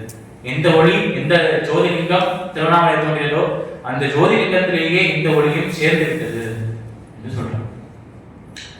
இப்படி அருணாச்சலேஸ்வரன் அந்த ஒரு அவரின் அந்த திரு உருவம் அது அழகம்மையின் திருவுருவத்துக்கு பக்கத்திலேயே இருக்கப்பட்டது, சமாதி அடையப்பட்டது அந்த இடத்துல ரமணாசிரமத்தில். நம்ம போன தொட்டு அதை வணங்கினோம் என்றால் பேரானந்தம் உருவாகும் மனதுக்குள்ள. அந்த கிணற்றுக்கு பக்கத்துல அழகம்மையின் சமாதி, பக்கத்திலேயே ரமண மகர்ஷி மகா சமாதி. தொட்டு வணங்கினோம்னா கருணை பெரு வெள்ளம் போல பாயும். அப்படி இருக்கும் ரமணரின் அருள் அனைவருக்கும் கிடைக்கணும். இந்த 3 நாட்கள் குருவருடைய திருவருள் என்ற தலைப்பில் அணியனோட எளியவனுக்கு குருவை பற்றி பேசுவதற்கான ஒரு வாய்ப்பை அந்த குருமார்கள் தான் தந்திருக்கா. முதல் நாள் மகாபெரிவாரின் அனுகிரகம், 2வது நாள் ராமகிருஷ்ண பரமஹம்சரின் அனுகிரகம், காளியின் அனுகிரகம் சேர்ந்தே வந்தது. 3வது நாள் எனக்கு நான் ரமண மகர்ஷியின் அனுபவம். இந்த 3 பேரை பத்தியும் ஒரு சின்ன விஷயம் சொல்லிட்டு பூர்த்தி செஞ்சுட்டேன். 5 நிமிடம் பொறுமையாக கேட்க வேண்டும். என்னென்றால் பகவத்கீதையில வந்து கண்ணன் 18 அத்தியாயங்கள்ல வந்து கருத்துக்களை சொல்றார். பகவத்கீதை அந்த 18 அத்தியாயங்களை 3 பாகங்களாக பிரிக்கிறார். முதல் பாகம் கர்மயோகம், 6 அத்தியாயங்கள், முதல் 6 அத்தியாயங்கள். 7வது அத்தியாயத்திலிருந்து 12வது அத்தியாயம் வரை பக்தி யோகம், பக்தி. 3வது அத்தியாயமான 13வது பாகமான 13வது அத்தியாயத்திலிருந்து 18வது அத்தியாயம் வரை ஞானம். கர்ம பாகம், பக்தி பாகம், ஞான பாகம் என்ற 3 பாகங்களாக பிரிச்சிருக்கா ஆச்சாரியர்கள் இந்த பகவத்கீதை. நிஜமாக இந்த ஒரு விஷயமானது இன்று காலையில் தான் எனக்கு தோன்றியது, சங்கல்பத்தால் தோன்றியது. இந்த 3 நாட்களும் நம்ம பண்ண உபன்யாசத்திற்கும் இதற்கும் ஒரு தொடர்ச்சி, ஒரு தொடர்பு இருக்கு, சம்பந்தம் இருக்கு. முதல் நாள் முதல் பாகமாக இருக்கும் கர்மயோகத்திற்கு பிரதிநிதியாக மகாபிரிவா நமக்கு அனுகிரகம் செய்தார். கர்மத்தை செய்யுங்கோ, உங்க கடமையை செய்யுங்கோ, கடமையை ஆற்றுங்கோ, நீங்க யாராக வேணாலும் இருக்கோ, யாராக வேணாலும் இருக்கோ, உங்களுக்காக விதிக்கப்பட்ட கடமையை செய்யுங்கோ. அந்த கடமையும் அந்த கர்மமும் இறைவன் வச்சுக்க நம்பிக்கையும் அது மட்டும்தான் உங்களை உயர்த்த வேண்டும் சொன்னார். 2வது பாகம் பக்தி பாகம். ராமகிருஷ்ண பரமஹம்சர் காளி மீது வச்சிருந்த பக்தி, காதல், அது ஒன்று மட்டுமே அந்த காளியிடம் அவரை கொண்டு சென்றது. நானும் கடவுளாக மாறுகிறேன், நீங்களும் கடவுளாக மாறுங்கோ, I will become God and you too become God என்று விவேகானந்தரை சொல்ல வைத்தது அவர்தான். 3வது பாகம் ஞான பாகம். இந்த பார்த்த ரமண மகர்ஷியின் சரித்திரம். அந்த ஞானம் இல்லை என்றால் அருணாச்சலேஸ்வரன் அந்த ஒரு பெருமை மகிழ் புரியாது. பெரிய புராணத்தை வார்த்தைகளாக படிக்காமல் சித்திரங்களாக பார்த்து சித்திரங்களை அனுபவங்களாக மாற்றி பிறகு அந்த டெத் எக்ஸ்பீரியன்ஸ் மரண அனுபவம் ஏற்பட்டு திருவண்ணாமலை வரைக்கும் சென்றார். ஞானம் இருந்தால் மட்டுமே முடியும். ஞானத்தின் பிரதிநிதியாக ரமணன் வந்தார். இந்த விஷயத்தை நிஜமாக அந்த ஒரு எண்ணத்தில் இந்த 3 தலைப்புகளை எடுக்கவில்லை. 3 மகான்களை பற்றி பேசணும் என்ற 3 பேரை எடுத்தேன். அதை இறைவனின் சங்கல்பப்படியே அவரே அதை அமைத்துக் கொண்டார். அதையே அவர் திருவிளையாடலாக செய்து கொண்டார். கர்மத்தின் பிரதிநிதியாக மகாபெரிவா, பக்தியின் பிரதிநிதியாக ராமகிருஷ்ண பரமஹம்சர், இந்த ஞானத்தின் பிரதிநிதியாக ரமண மகர்ஷி. இந்த 3 நாட்கள் உபன்யாச தொடர் குருவருடைய கிடைத்திருக்கிறது. முதல் முறையாக அறிஞருக்கு அந்த குருவை பற்றி அவர் உபன்யாசம், பெருமாளை பற்றி, சிவபெருமானை பற்றி, அம்பாளை பற்றி பல விஷயங்களை பேச வாய்ப்பு. குருவை பற்றி பேசுவது இந்த வேளையில் தான் 3 குருமார்கள். இப்படி இருக்கும் மகாபெரிவா அவரின் சரித்திரத்தையும் ராமகிருஷ்ண பரமஹம்சரின் சரித்திரத்தையும் ரமண மகர்ஷியின் சரித்திரத்தையும் இங்க சொல்ல முடிஞ்சது என்றால் அவரோட கருணையால் மட்டுமே முடிஞ்சது. இது அடியனுக்கு எந்த ஒரு பாகமும் இல்லை, எந்த ஒரு அபிமானமும் கிடையாது சொல்றது. அவாரின் அனுகிரகத்தாலே நடந்தது. நீங்களும் அவரோட அனுகிரகத்தாலே வந்த இங்க வந்தவா எல்லாருமே மகாபெரிவா சொல்ற மாதிரி க்ஷேமமா நோய் நொடி இல்லாமல் ஆனந்தமான ஒரு வாழ்க்கையை வாழ வேண்டும் என்று பிரார்த்தனை செய்திருக்கிறேன் பகவான். இந்த 3 நாட்கள் இந்த உபன்யாச தொடர்ல அப்படின்னு சொன்னதுல ஏதாவது பிழை இருந்திருந்தால் க்ஷமிக்கணும் என்று பிரார்த்தித்துக் கொள்கிறேன். உபன்யாசத்தை செய்வதற்கு துணையாக என்னோட பெற்றோர்களுக்கும் குடும்பத்திற்கும் இந்த வாய்ப்பை எனக்கு அளித்த ஸ்ரீ ஏக்நாத் மண்டலிக்கும் இதுவரை இந்த பொறுமையாக கேட்டு ரசித்த அனுபவித்த பக்த கோடிகளுக்கும் அடிகளுடைய அனந்த கோடி நமஸ்காரங்கள். स्वस्ति प्रजापति परिपालयन्तां न्यायेन मार्गेण महिमहीषाः गोब्राह्मणेभ्यः शोभमस्तु नित्यं लोकाः समस्ताः सुखिनो भवन्तु. काले पश्यतु पर्जन्यः पृथिवी सस्यशालिनी देशोऽयं क्षोभरहितः ब्राह्मणाः सन्तु निर्भयाः. सर्वमङ्गलमाङ्गल्ये शिवे सर्वार्थसाधिके शरण्ये त्र्यम्बके गौरी नारायणे नमोस्तुते.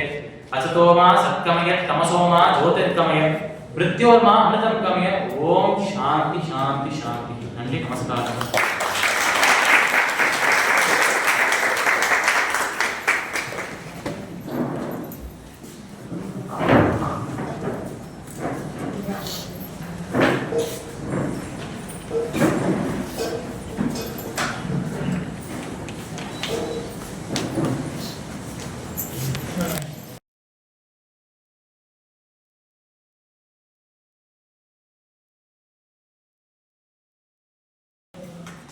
जय सतगुरुनाथ महाराज की ஜெய்.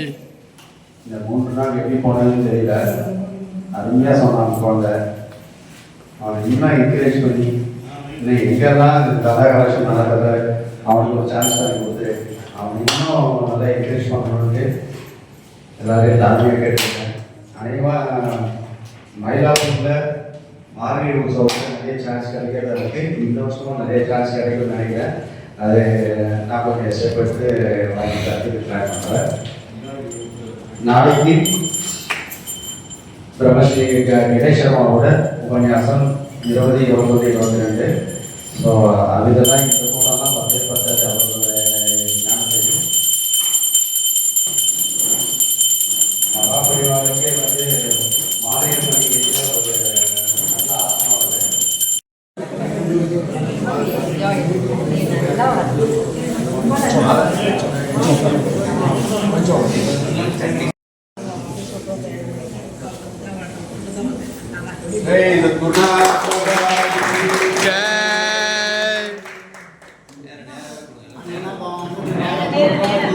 महान भवति प्रजया ब्रह्मवर्चसेन महान विद्या.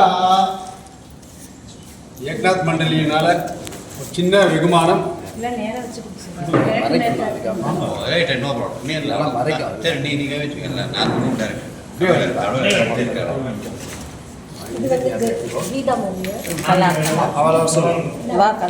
வாங்க வாங்க நீங்களே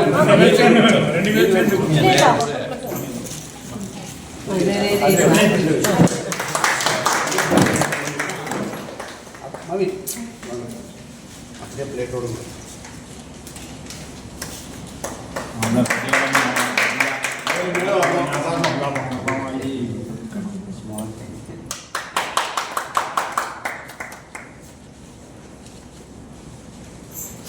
நல்ல எதிர்காலம்